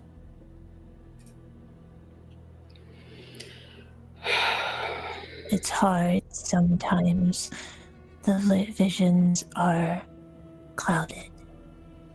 Their sensations. I saw you with Frederick. You loved him, and he loved you. But I don't feel him now.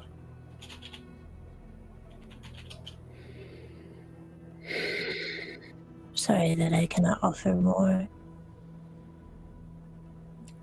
Any assistance is appreciated.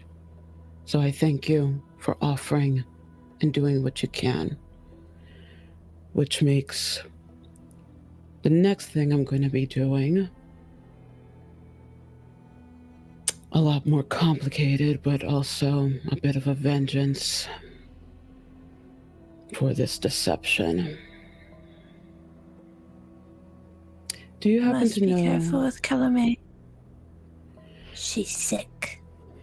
And she lies. I know. She's poisoned by that triangle.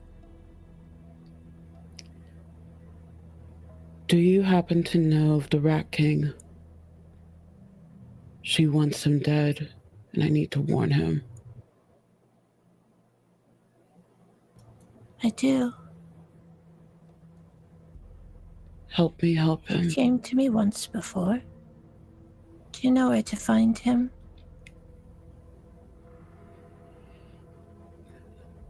I do, says the figure in the corner. The one that has that strange, half human, half kindred aura about him. I know where to find him. He's in the Angus Yards. I can take you there.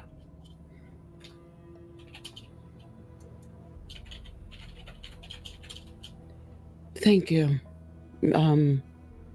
I don't think I caught your name.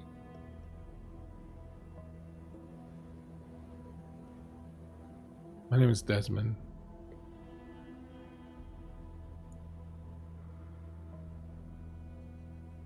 I think I met someone with that name not too long ago. We did Thank meet, you. Claudia. I've changed somewhat since.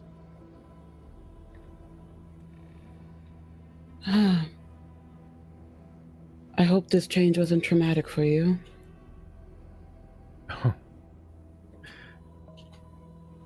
It was terribly so. Oh, I'm so sorry.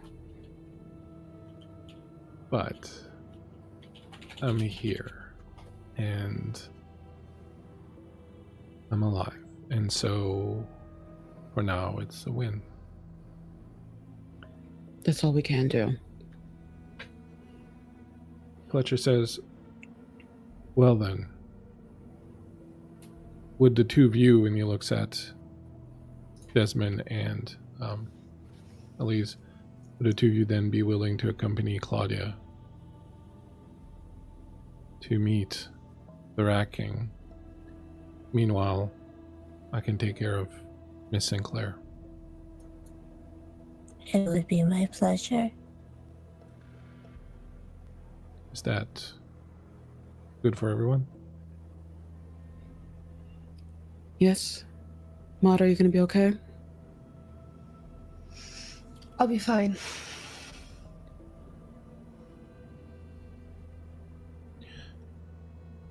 If you'll give us a moment, I'd like to speak to Elise for just a minute, and then we'll each get cracking. Please. He'll get up and extend his hand to you, Elise. She gives him the bloodied hand. He takes it and guides you back out towards his office. Anything I need to know? Well, Claudia's the last one. She has logic. I saw it when she came in the room. I only wished my vision for her and her husband were better. You said you Could detected. help her more. Said you detected lies. It's possible that everything she saw was an illusion. I think so. But I can't be sure. You know how the visions are. Well, at least we found the Be last one. careful of Maud. She's very, very angry. There's black in her aura, Fletcher. Maud? You know what that means.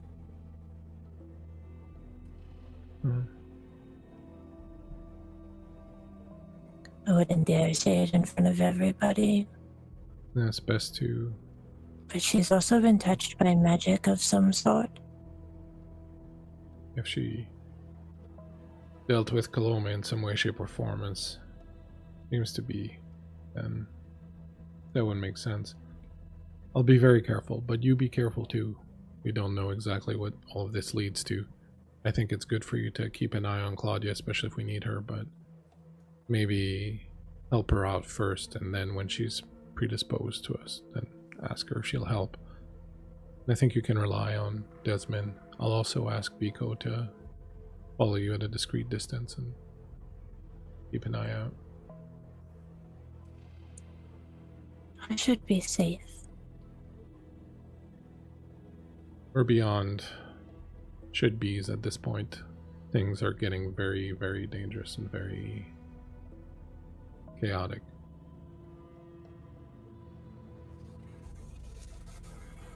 I wonder who should be albarized.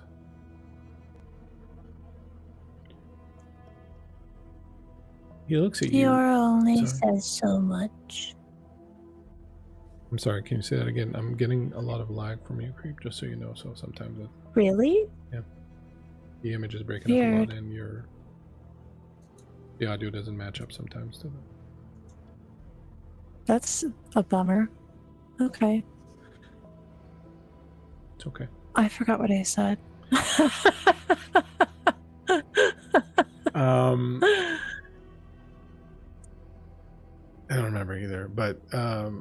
talking about the deal. Oh yeah, you were saying that it's the aura doesn't reveal much. Like, well, she'll either want to talk about it or she won't, and I don't think I need to press her on it, but I'll see what she says. It's a hell of a thing to do that. I wonder what drove her to it.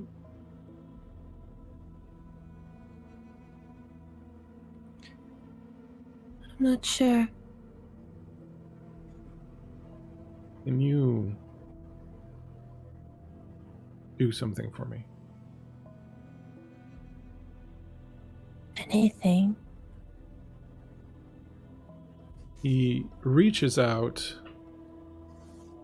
and he grabs you and he pulls you roughly towards him, spinning you around. He's got an arm around your waist, and then he puts his hand around your throat and your jaw in that way he has that grips tight and is dominant, but also feels loving and caring at the same time. And he brings his mouth to your ear and he says,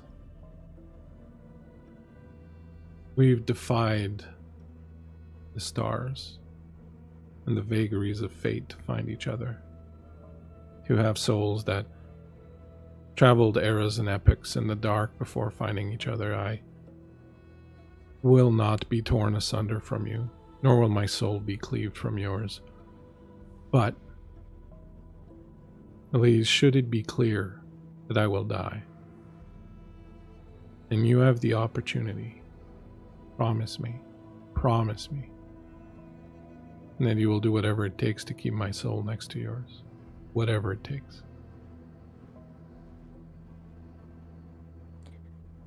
Then you must promise me the same. Your soul is my soul. Your blood, my blood. Your flesh, my flesh. I will not have us parted till the last Forever star that bound. has seen our joining be extinguished.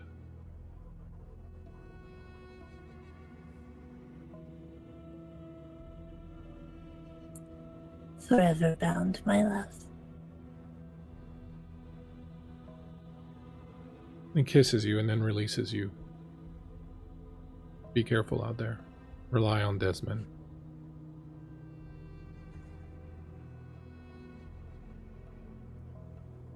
She holds her wounded hand to his mouth,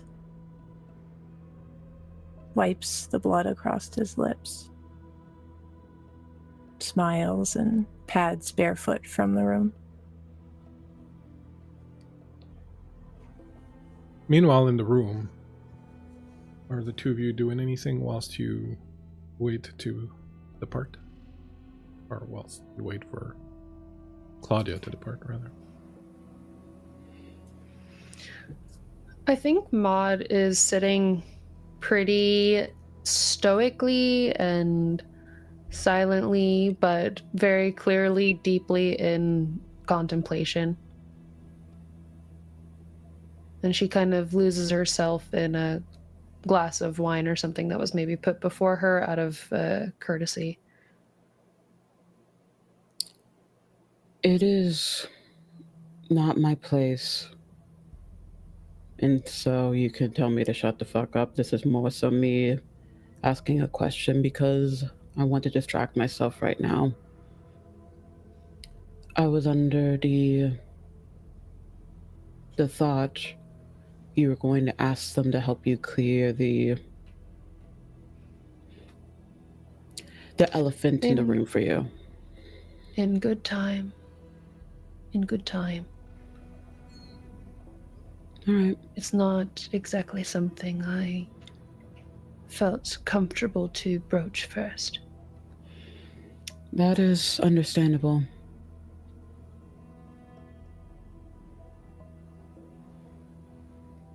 If I know anything about Tremere, it's possible that they already know.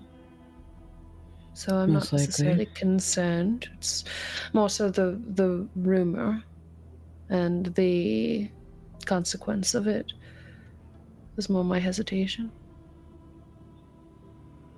That's understandable.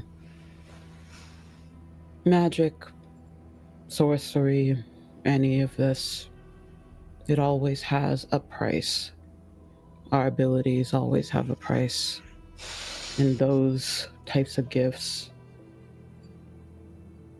those are a heavier one. I say this with someone who can do similar things, but I haven't gotten to that level yet. So all I can say is be careful and good luck. I appreciate that, and I wish you the same. I'll reach out to you and let you know how it goes if you want to keep contact for that. And on the shared curiosity of this situation, I suppose I will tell you what I learn as well. Congratulations, Maud. You're a part of the growing catalog of Claudia's friends. Social links. That's very kind.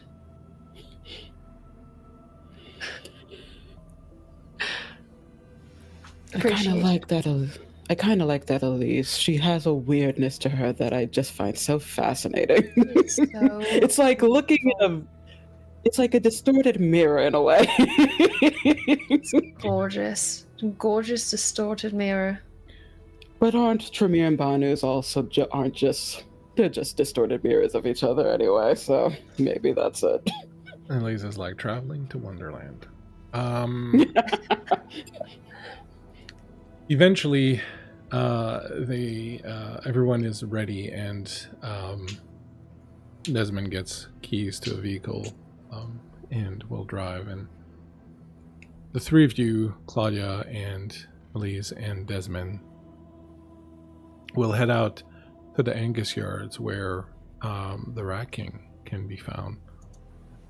I think Elise is like in the front seat, like awkwardly petting Vico while he's driving.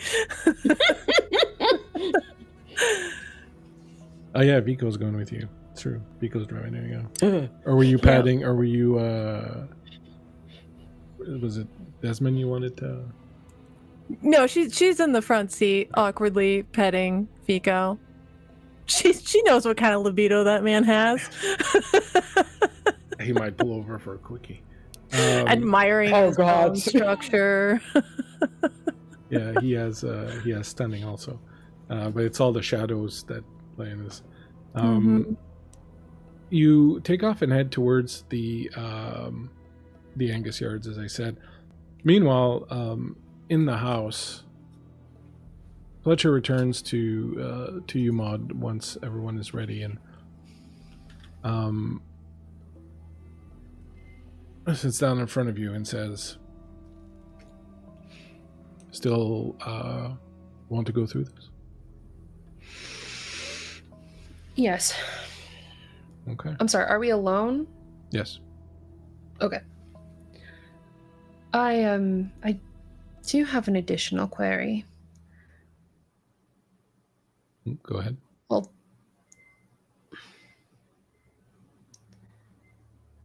I'm not sure about this, and I'm wary of the stakes. However, I'm curious about what it takes to remove the marks of diablerie from one's aura. You've had a very eventful time, haven't you? Recently. Yes. It is feasible. There are two ways that I know of. One way is permanent, but unsavory. The other way is less permanent. Needs to be redone regularly, but is less bloody.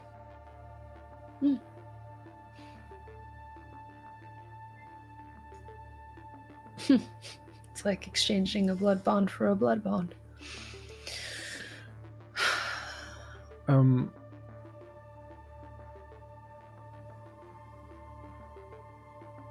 May I call you Maud? Yes. Maud, we live in this city, in the same city. We have a very, very small community. We may think that we are the lords and masters of this place, but we are a small community and getting smaller by the day. We are a number of us engaged in trying to bring changes to this place so that we may attempt to breathe a little bit of life into it and make it a better place for both ourselves and for the kind to live in.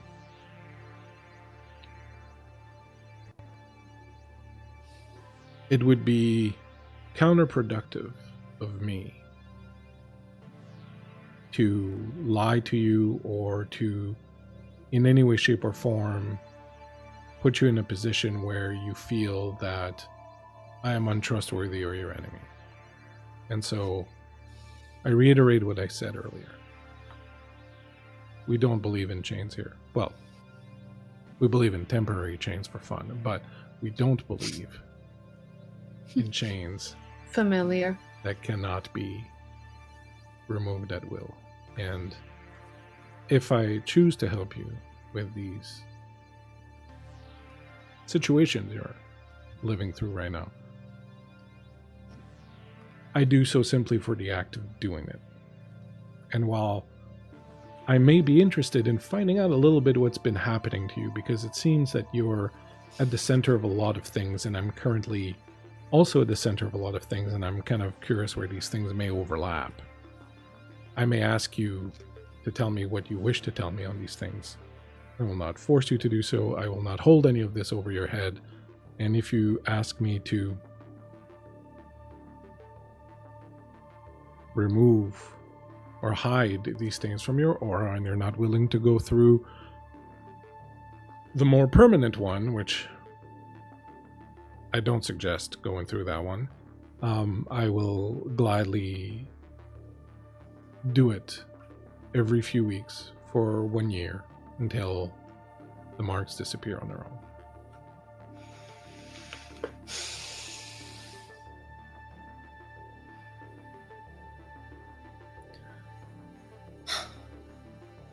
I do not ask you these things because I do not trust you, and in fact, bringing them to you is a show of a trust that I wish to give to you and have given to you, in thus speaking about it. I have plans that I didn't quite think I needed until recently. And now, I want to do what you just said, make the situation better for the kind and the city around us. It requires more attention and effort than I have been giving to this community. And so that is why I wish to remove myself from this blood bond. That is why I have chosen the actions I have chosen. And it is why I'm wishing to hide them as well.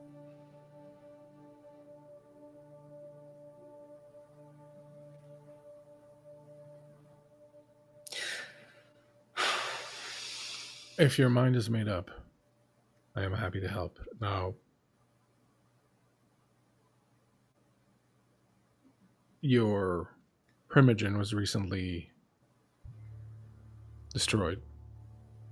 Folded up into a limousine. Hmm? Mm-hmm. Like sorry? origami. I saw it with my eyes. Folded up into a limousine. Yes, which I assume is a trick of Kalome's. It was. And now your sire and you appear to be at cross purposes. He is the other elder in the city. Mm-hmm. I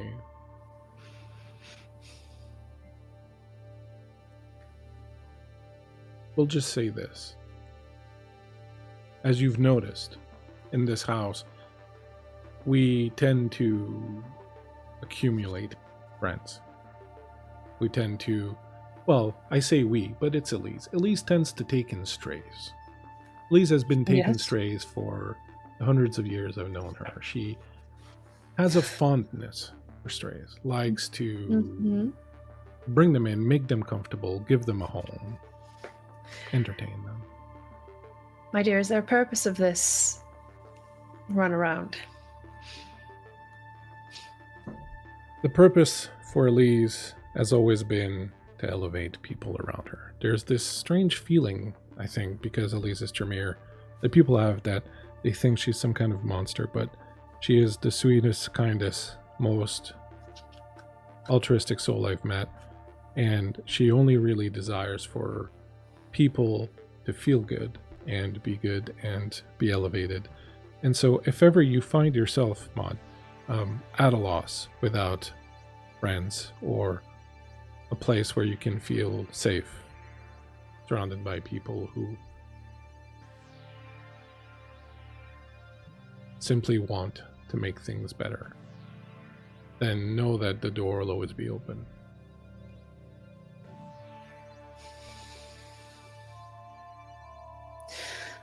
It is appreciated. And the fact that I have come here shows that I recognize that kindness. Or that you're very desperate, which is the two things that usually bring people to our door. But I think a little bit of column A, a little bit of column B. I could not deny either.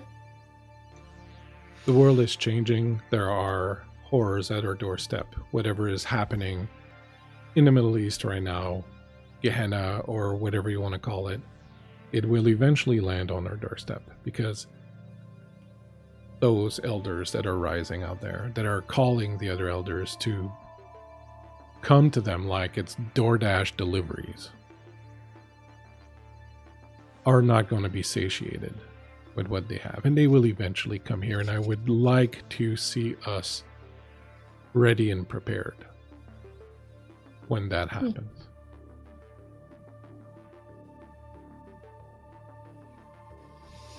And that is what we're doing. So friends are always good in those situations. I agree.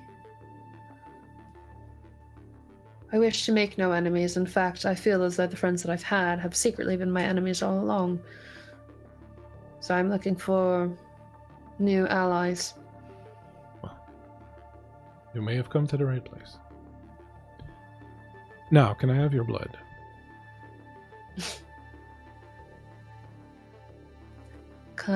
Gladly. And whilst that is being prepared, the rest of you drive out to the Angus Yards, which is on the other side of town. A long time ago, the Angus Yards were this place where most of the industry in Montreal was situated. It was also rail yards, of course, where old trains would be built and repaired or broken down, whatever was needed. Now it's mostly an abandoned industrial area with the derelict corpses of old trains scattered everywhere. As you approach, Desmond gets out and says, we'll have to head inside, but he knows we're here. If he wants us to find him, we'll be able to find him shortly. One of the things you notice is the vast amount of rats that are here. There are dozens and dozens and dozens and dozens of rats everywhere, just kind of chilling. They're not doing anything much. They're just being rats and kind of hanging out.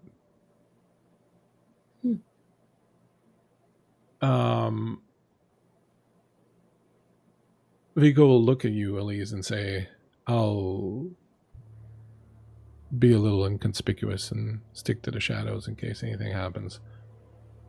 Don't stray far, my darling. I never do. Stray far from you? Pfft, madness. She kisses him.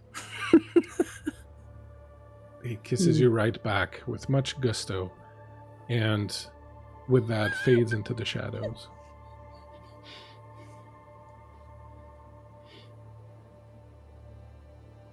Shall we? Desmond says. Lead the way, Temporary. Yes, Wandering DM actually is, who's in the chat right now, used to run a vampire game based in Montreal. I do believe he's also based in Montreal. So he'll be able to fact check anything that I say in here. Montreal. It's just a lot of vampires running around. What are you gonna do? Anything you do you want to prepare anything? Are you using any powers? Do you do anything, or are you just following Desmond and kind of walking through? Kind of just following Desmond. She kind of wants her presence known. She's doing this in a good faith. But I think she doesn't have any of the daggers out, but the purple one is closest for her hand to reach, just in case anything weird pops off. Elise is gonna use Sense the Unseen as they're walking through here. Perfect. Desmond just sort of walks in, hands in his pockets, not too bothered. As you using Sense the Unseen, you're not going to spot anything untowards. There are no spirits or anything like that. But you do pick up on the fact that there is very much a latent power here. There is something, a force that has been here for some time, and you feel it being good, not a bad one.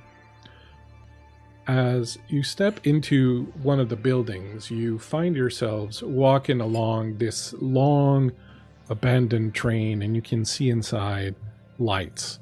You can see that it's been set up as a kind of living quarters. There are people here.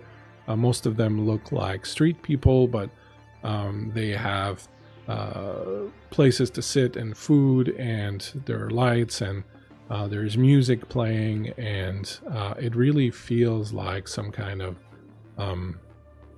very welcoming place for the people who live on the street. And Elise, you know that Father Dubois also deals a lot with street people, but there is such a clear difference between the atmosphere here and where Dubois' church. You can clearly feel that the person who is here has a very deep love. And I'm not saying that Dubois, like, you know, setting fire to people and I'm killing people, and well, he is killing people. He is eating them. Yeah. There's But a sense of debauchery in the air of his there's neon a temple. very specific smell. But here it very much feels like it comes from a place of deep love. Very much impossible to miss. And as you move through, eventually you'll hear a voice that says, well, if it isn't Desmond, it's been quite a while. It's like, you recognized me. Like, I know how to look beyond the surface details, but it's a pleasure to see you. And this young man, dressed pretty much as you see him here, with several layers of clothes that are very mismatched and disparate, and this flannel shirt around his waist, and these old boots, and this huge ratty bathrobe that he kind of uses as a long coat, as a trench coat. He's got a Metallica shirt on and long hair, and he's got a cigarette clenched between two fingers. When he steps out of the train and comes towards you, Elise, you feel it's almost like he and Vico could be brothers. Some of the facial features, he feels a lot less horny than Vico, but We can change that. stop having dirty thoughts. You feel he could be him, like Vico's younger brother, basically. Like they have very similar appearance, even while they're being completely different. You know, whenever you're around Vico, like all you feel is this just unabashed hunger and desire for pleasure and all of that sensuality and all that. But with this guy, you just kind of like, you like him and you feel like he means you good, and he just wants to, you know, he just feels like someone that you can sort of trust has good intentions. She knows that he's one of the aspects of Trois Shell, right? Yeah. Yeah. Okay.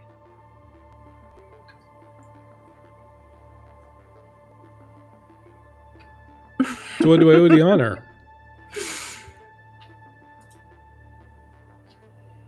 I think Elise is just like enamored with this man. Like she's not saying anything. She's letting like Claudia kind of lead the reins on this. But if you look over at her, like she's just glowing, staring at him. He's got that kind of obliviousness that, you know, really nice Hot people guys who, normally have. exactly. Yeah. That just like doesn't even occur to me. It doesn't even occur to him that, you know, that's going on. It's just like, how may I help you? There is an eerie silence with Claudia. For the brief moment that you've known her, there has always been like this very kind of warm energy, even with the stress, even with the fear. It's always kind of a warm vibes with her, but for the first time it is cold, freezing cold. And she rushes towards the Rat King, dagger out in her right hand, and all she will whisper, "With regards from your mother, you horrid creature!"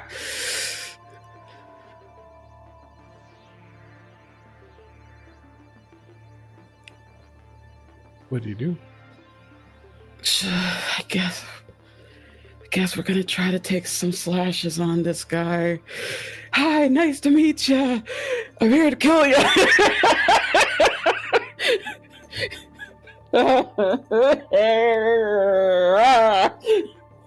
Go ahead and give me melee plus strength.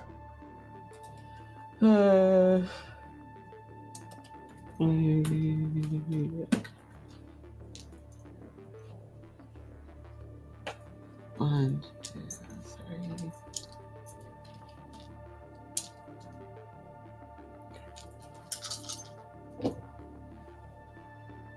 Oh, two. Just 2 successes right now. I'm not trying to re-roll that. I don't want to do this.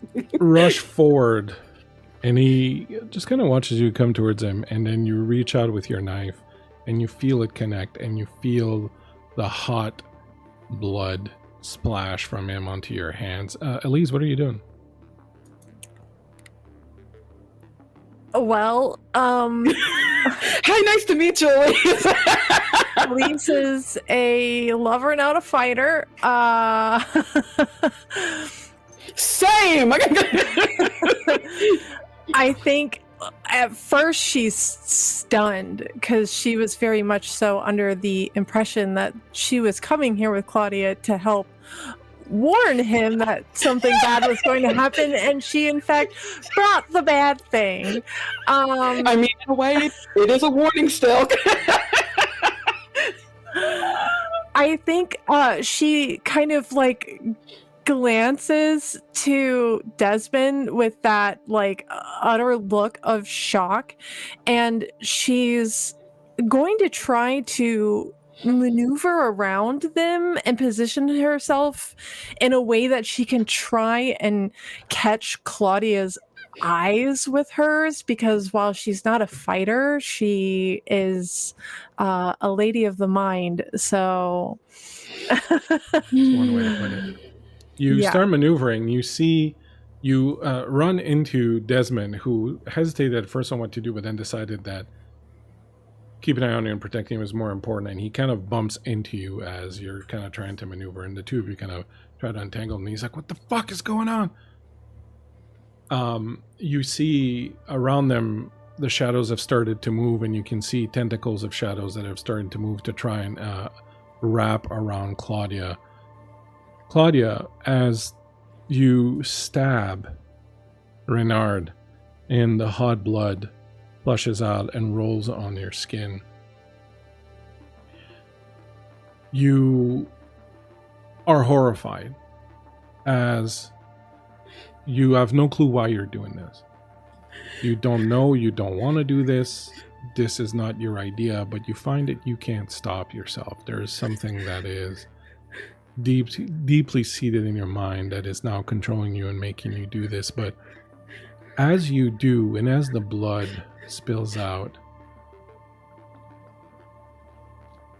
you look down and see this knife that was made for you so lovingly by your sire, and his voice rings out in your head. His words you remember very clearly as he tells you,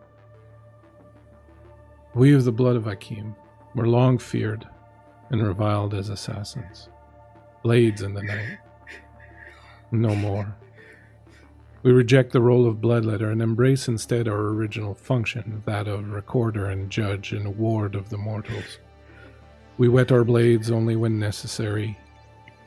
We are not fiends, and we reclaim our traditional mantle. This is the one rule you must always remember."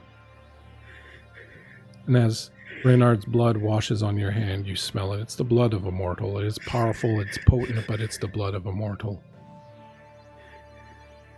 And because of this, I will give you an opportunity to make a willpower test here. Try and resist the dominate that is making you do this.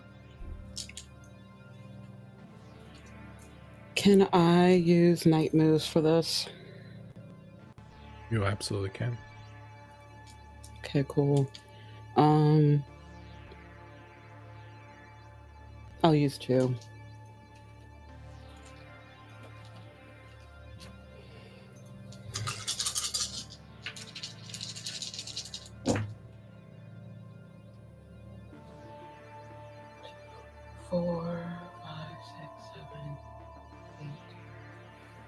Nine successes.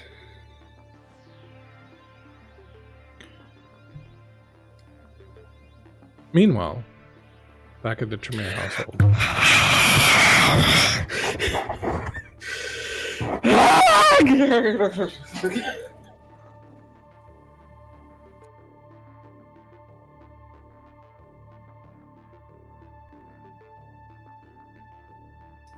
And ladies and gentlemen, that was Madamava Couture.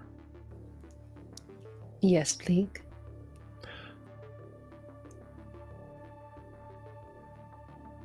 One moment. Fletcher brings out a silver bowl. He says, "We can do this here if you prefer. We could move to my ritual room also, which perhaps a little better, but I want you to be comfortable. No one is going to interrupt us."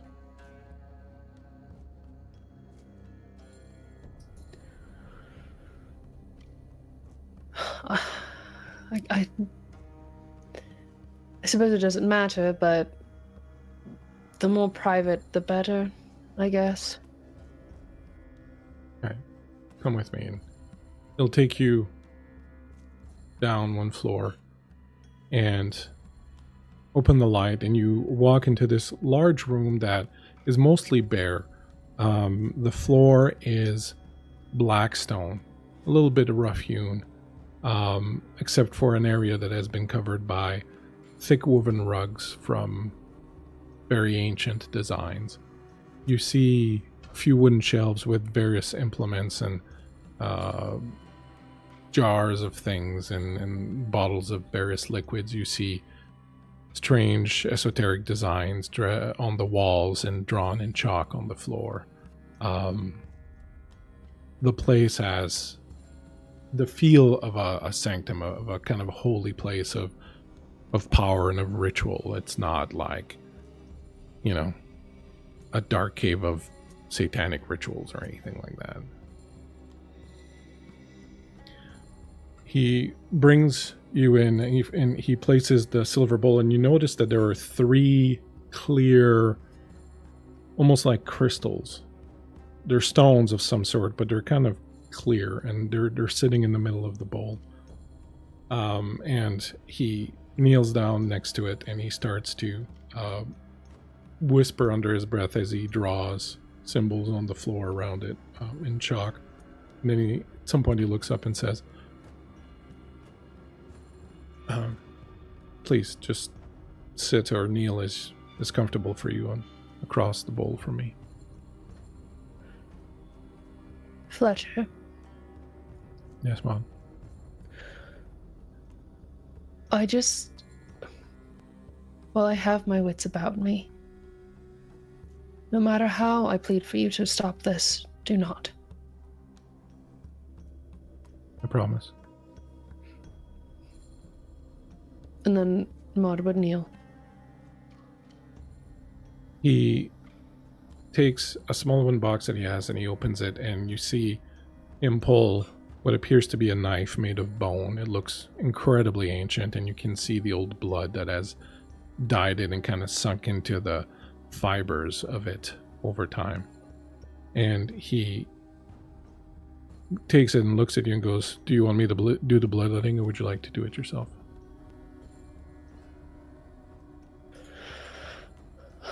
I feel I might need you to do it for me. Remove your jacket and roll your sleeves up, if you would. She does so.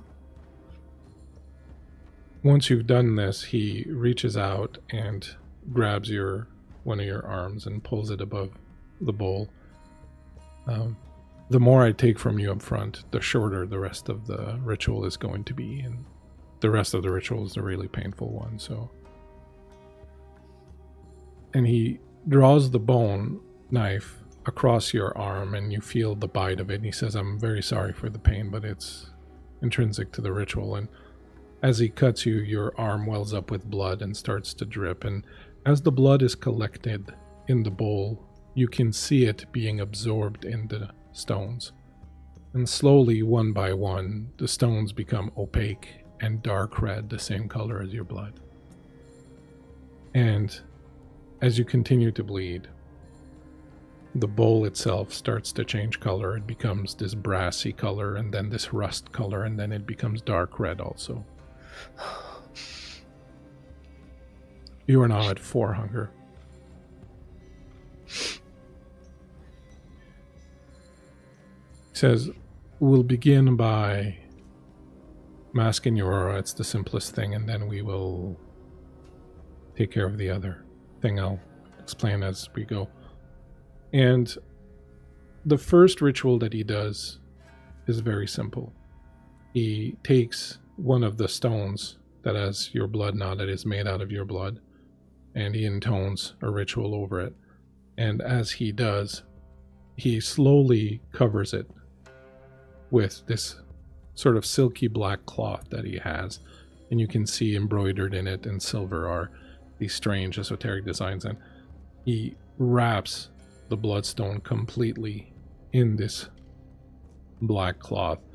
And as he keeps speaking, you feel as if you are being cleansed somehow, but that feeling of freshness, of brightness that you get like after a long shower, or even just when the air has been incredibly warm and suffocating, and all of a sudden you get that fresh breeze that comes in and cools everything down.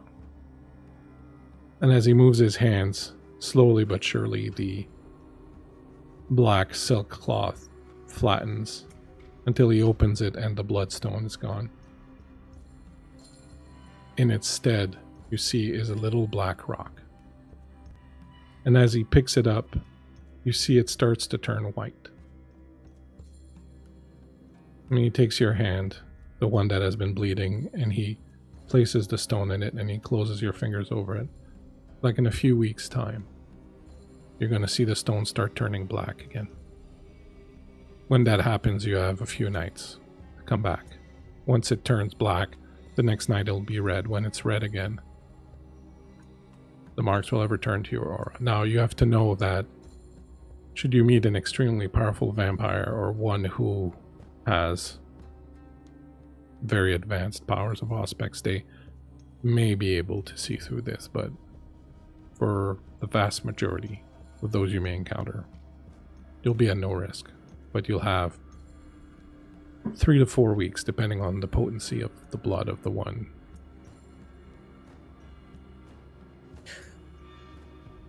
you absorbed. And he gives you the stone. Thank you.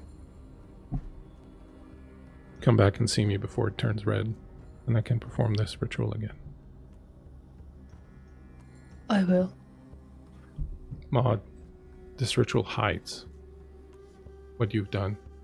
It doesn't absolve you of it. It doesn't wash it away. It may feel like it, but what you've done is still there, and it's one thing to hide it, but now you have to learn to live with it.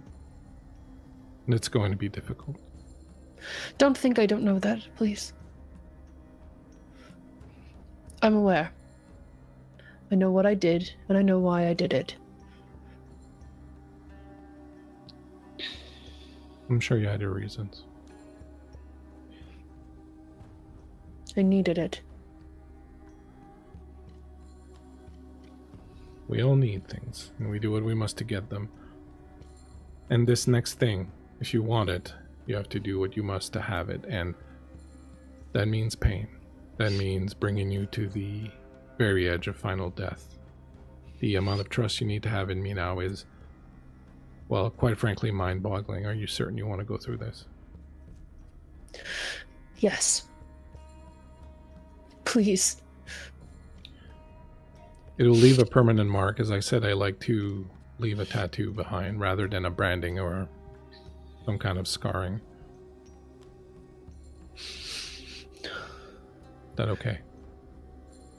Does it have to be large? No. It can be discreet.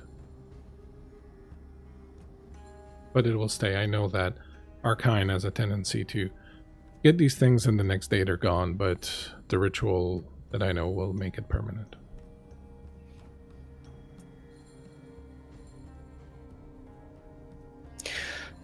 I wish it over my heart.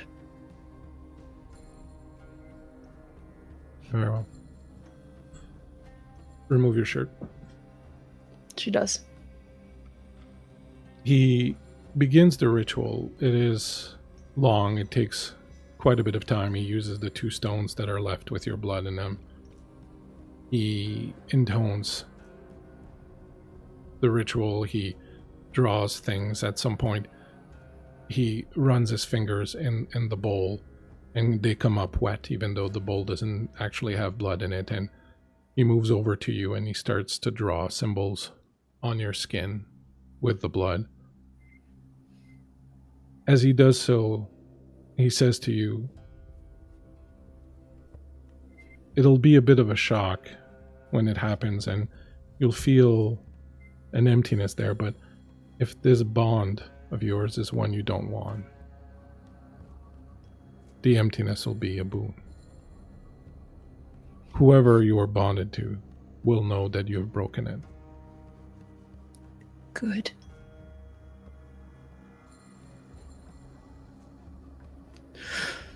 He will continue the ritual, and eventually he will move to one of the bookshelves and come back with another wooden box that he opens, and you'll see these long black metal needles.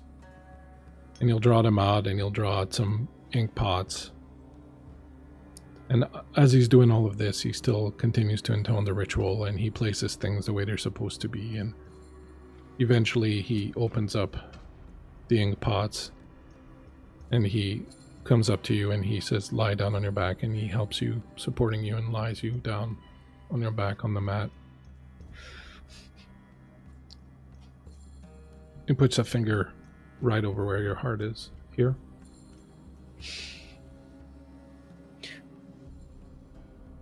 She thinks back to a long time ago when she first met Thomas, when she was still alive.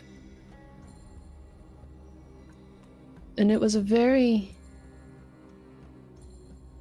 powerful time in the world for women. and for their rights. And she recalls a time where she put her hand over her heart as she was chanting in protest, and she remembered that her heartbeat was not stronger on top as much as it was below. She could feel her heart stronger closer on her ribcage. And she moves his hand to below her breast and says, "No, here."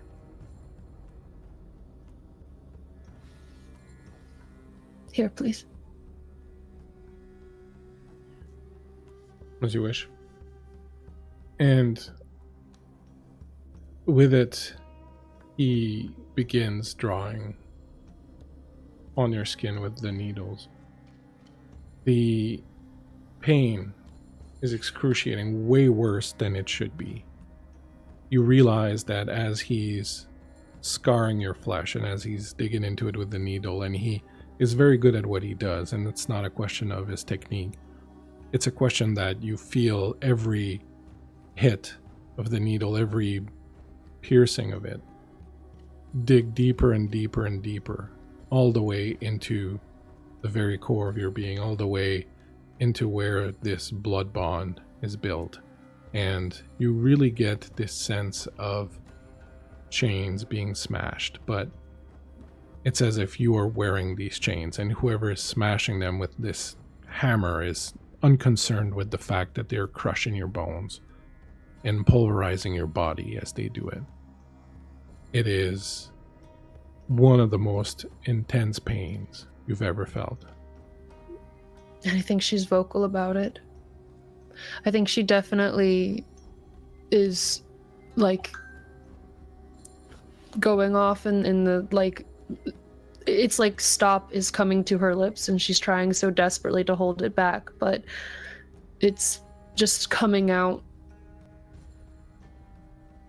And every time you go to speak, every time you go to say stop, every time you reach the point where you think you can't take anymore, Fletcher will start talking, and he will say things that you can't even remember later, but they're always exactly what you need to hear at that moment. They're always something that reminds you of why you're doing this. They're always something that tells you how this pain is momentary, that the bonds of the blood, of the chains, last far longer. They're always very encouraging. They're always very supportive and caring, and he guides you through it very much with a master's hand. And when you get near the end of the ritual, just as you feel like you can't take it anymore, you can barely hold your eyes open. Your body feels like, even though he's been tattooing just this very small portion of it, it feels like he's been scarring your entire body. You are at 1 point left of health, and you're at your 4 hunger. And it's aggravated damage, by the way.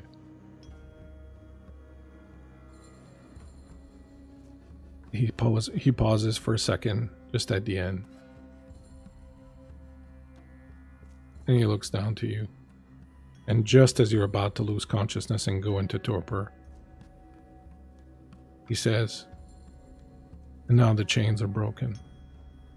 And he pierces your flesh one last time. And you feel this entire weight of this bond, its crushing presence, the power of it, the restriction of it, completely wash away from you, seep out of your body, let go of you. Your body trembles from head to toe.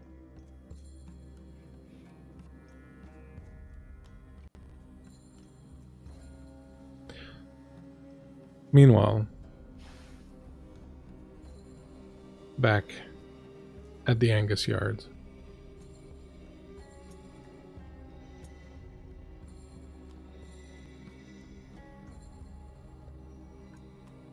Renard reaches down,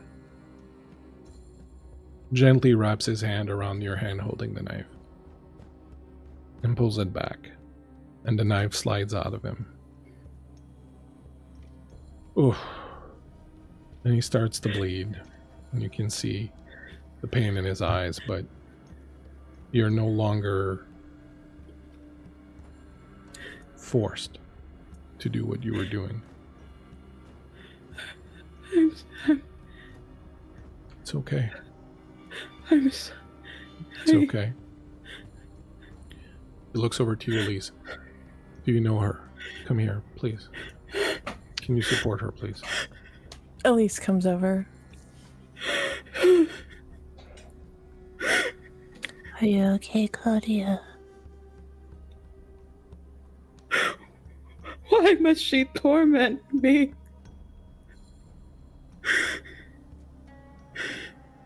She makes... I know you said that you didn't see him harmed, but just in the back of my mind, in the back of the skull, just... If I didn't do it, he's dead. She was trying to make me what I'm not. Elise kind of wraps you in her arms and very softly strokes Claudia's hair. Shh. Her and that wench Annabelle did this. Perhaps I can help you.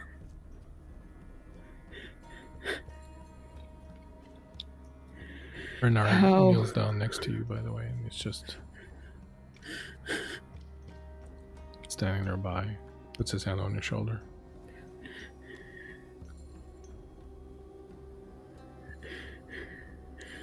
Elise looks to him. I don't think she meant to do this. She came here to warn you, not to hurt you. Nothing she showed me deemed you worthy to hunt. I didn't. No, I didn't. I'm sorry. Kalome's power, says, hinges on people not wanting to see the truth. This place that we live in, this city that we live in, is filled with magic and wonder, beauty, and the people don't get to see this because there are veils put in front of their eyes, their dreams are tortured and poisoned, and it became such an affliction that they can no longer see the truth and the beauty of this place. But it is there.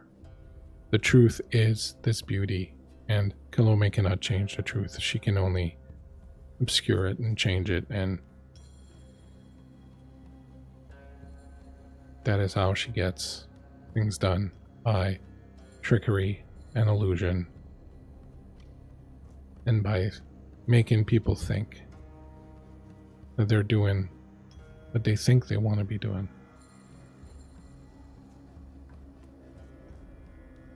Something happened last night in her pyramid that has changed a lot of things. A number of your kind went there and destroyed something of hers. It seriously affected her power. I don't think you would have been able to resist it tonight otherwise.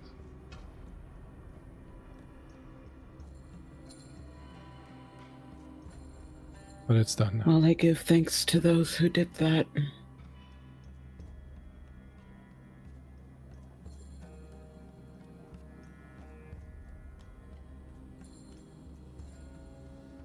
I don't know how all of this ends. There is a reckoning now to come. The power of mages always comes with a reckoning, and it's on the horizon.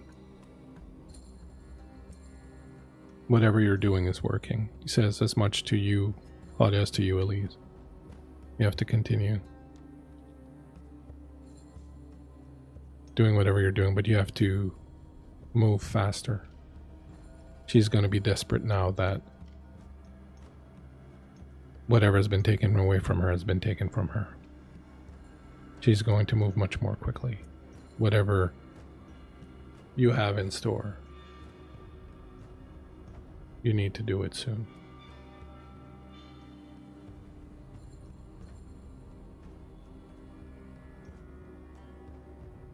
Your ritual.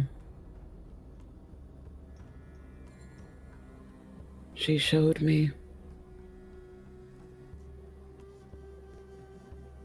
You and Fletcher doing something. I don't quite understand it, but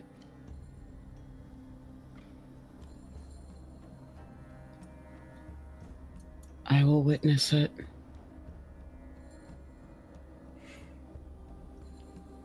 I wish you not only to witness it, I wish you to be a part of it. Would you do this, Claudia?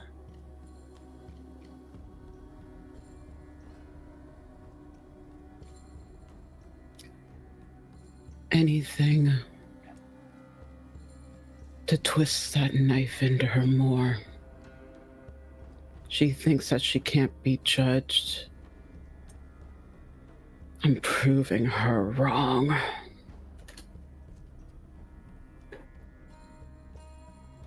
Very well.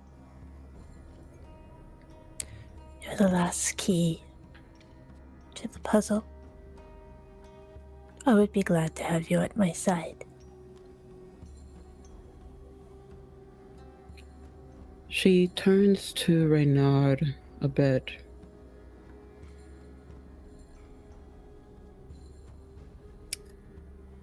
Even if I was not willing, I still...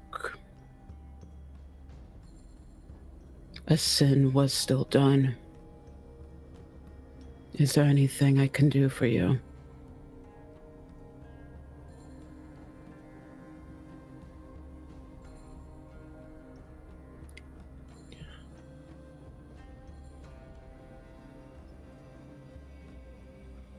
Live well.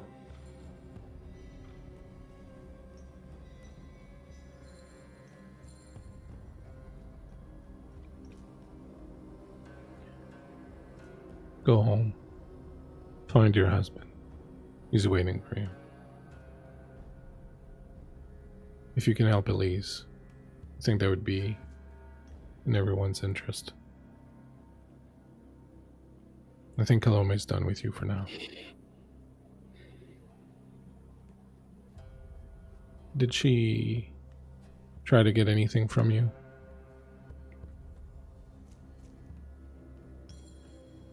She wanted me to know her story.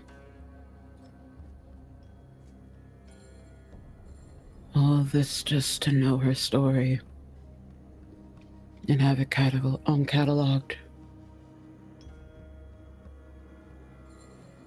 Then put your pen down. Don't give her what she wants.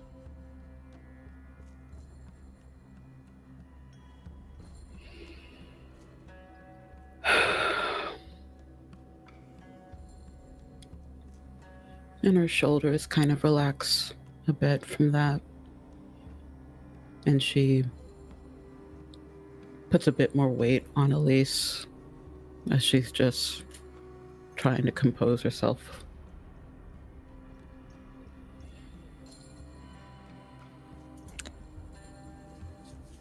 Is Vico still skulking in the shadows, or has he came out now? He has come out now.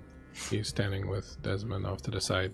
Desmond is looking at Vico and then looking at Renard and then looking at Vico and then looking at Renard. I think Elise takes one last look to Renard once she's standing with Claudia. And she reaches out a hand and touches his face very softly. I do hope this is not the last we see of each other. Elise, your dream is a wonderful dream, and often simply having a wonderful dream is enough to create whatever change is needed, so don't let go of it. I wouldn't dare. And then she turns and she looks to Vico. I think it's time we went back to the car. I'd like you to drive me somewhere where I can see the pyramid. I can do that. Nanny looks over at Rat King and he says, "Did you feel it?" And he says, "Yes. She's dead."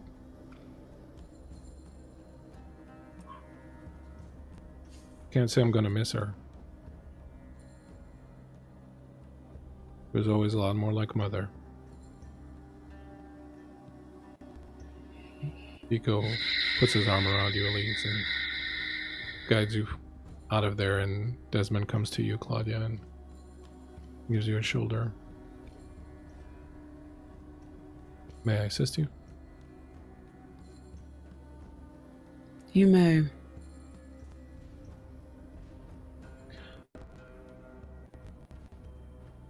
The four of you head out, and before we see the final moments of your evenings, we'll go back here for a moment to Maud. Feeling is weird, Maud. You literally feel like you've been run over by a 10-ton truck, and your entire body is vibrating and shaking, and just this pulsing pain throughout all of it. But there's also a very deep sense of loss, but also this strange sense, something that you realize you'd forgotten the taste of, and that's freedom. You literally feel like chains have been taken off you, and as you lie there, broken and damaged, the tattoo on your chest burning, Fletcher is holding you up, sitting behind you, and you're leaning up on him, and he's slowly feeding you blood from the silver bowl that he had earlier. And it tastes like your blood, but it tastes different. There's not a single trace or scent of Thomas's blood in it, as he very gently feeds you the blood and talks to you. You find that his voice is just this strange enveloping sound that doesn't have any clear words to it, but it just feels nice, and it's just enveloping and warm and caring. And you find yourself drifting. What are you feeling? What's it like right now for you as you sit here feeling this long, undreamed of actual taste of freedom settling upon you?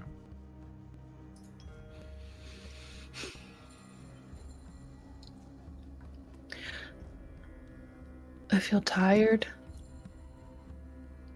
So tired. I feel deceived because I agreed to enter this blood bond on the grounds that I was loved and I was respected and I was to be treated equally. That the blood bond was based on love itself and not to oppress me.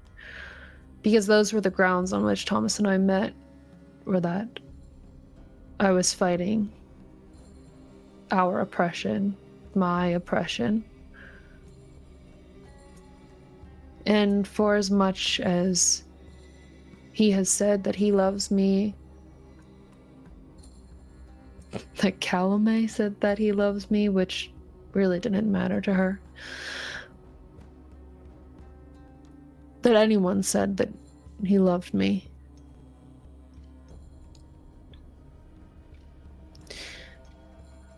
That love is not as valuable as the freedom that I now have. And now that I am unleashed, I am truly unstoppable.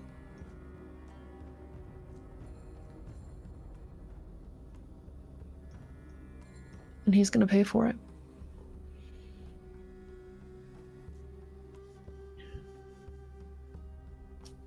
Claudia. The car pulls up in front of your home. And Desmond says, "Do you want me to go in with you?" Just in case. And he takes your hand and walks towards the front of the door, the front of the house, towards the door.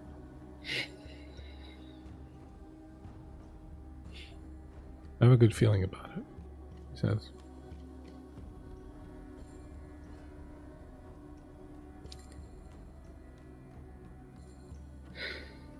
What do you do? I want to believe, but these past 2 weeks have been tiring. She'll open the door, and it's louder than a whisper, but it's still kind of soft.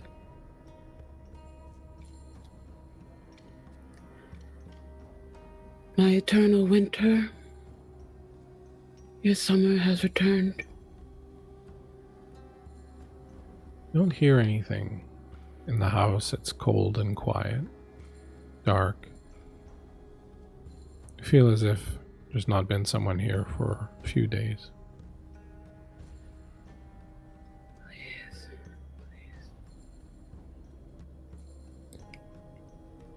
You walk through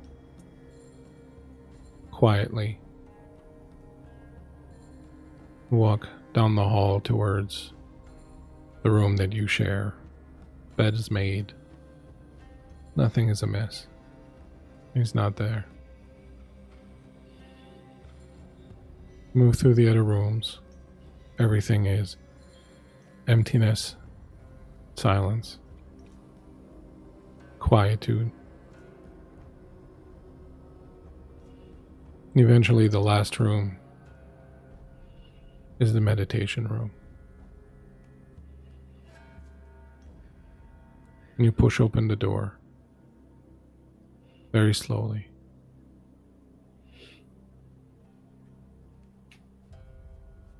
And you see your husband sitting in his meditating position. And he opens his eyes and he looks up at you and says, "Summer, I just had the strangest dream."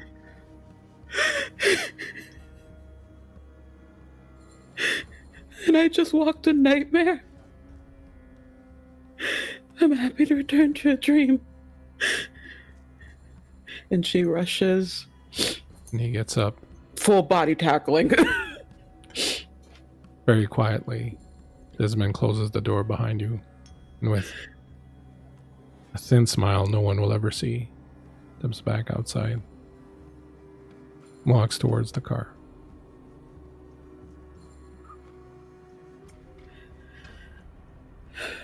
Somewhere up on top of the carry, you have driven with Vico up the mountain, and you find yourself in a strange place because, Elise, you are literally halfway between the oratory, St. Joseph's Oratory, and the pyramid. And you feel that something in the ground is stirring, and you feel it coming to the edge of your consciousness. And you recognize it. It retreats, not ready to talk yet, but you can feel it watching you and knowing where you are, what you're doing. But then your attention is captured by the glistening black and silver pyramid that somehow seems a bit diminished tonight. There are no lights around. You can see a lot of security vehicles driving around. What would you like to do? What is this place she's at right now? It would be in a parking lot. There is an old hippodrome that used to be out here, and the entire place has been flattened out and has become parking. So it's kind of like this large vacant lot that sits near where the pyramid is. She will step out of the car into the cold night air, taking a few paces away from it into the emptiness of the parking lot, and she looks back towards the oratory, admires it for a minute for what it is. It's beautiful. And then her attention snaps back to the pyramid. She opens her palms on either side of her, taking in the sight of this massive, massive pyramid. And she focuses all of her intention on it, imagining what the inside might look like, what came from it the other night. And she's going to use her premonition as she does so.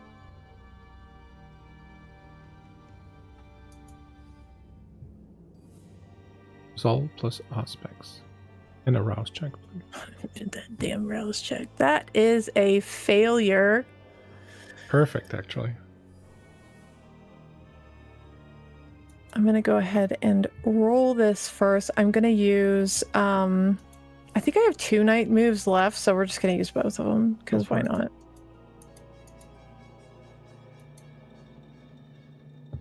Wow, he's Batman. As she is staring at this pyramid, her palms open on either side of her, focusing all of her energy, she's tunnel visioned. I imagine this gust of wind whips through. It blows the chiffon of her dress, her hair across her face, and as it dies again and the hair kind of peels back from her face, you see the crone. Her skin has sunken in as though every last drop of moisture has been drawn from it. She looks weak and brittle and shriveled, and her eyes have fully rolled into the back of her skull with 8 successes. You see vampires, 3 or 4 of them, attacking the front door. You hear gunfire, you hear explosions. But your view travels further towards a tunnel. You slip into it. You see another group moving in. You see an inverted pyramid with dark energy, corruptive energy, crackling. And just as you're about to see what happens, you get this vision of your blood being drawn into the ground beneath you. All your blood being drawn through your arteries and your veins, through your skin, all the way into the earth, feeding the earth. You feel the earth underneath you open. You feel it claw at you. You feel it pull you down and pull you down deeper, and you fight against it and you try to keep your mind on what you're seeing. And the visions come and you get a clear image of what happened just the night before, and then you feel the tremor of the earthquake. And then you're swallowed up by the ground and disappear in the earth. your blood gone into this earth to feed it. And then it begins to feed on you.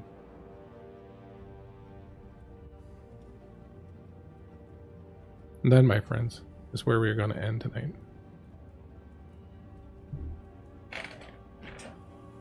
It's a little jaunt to the world of darkness of Montreal.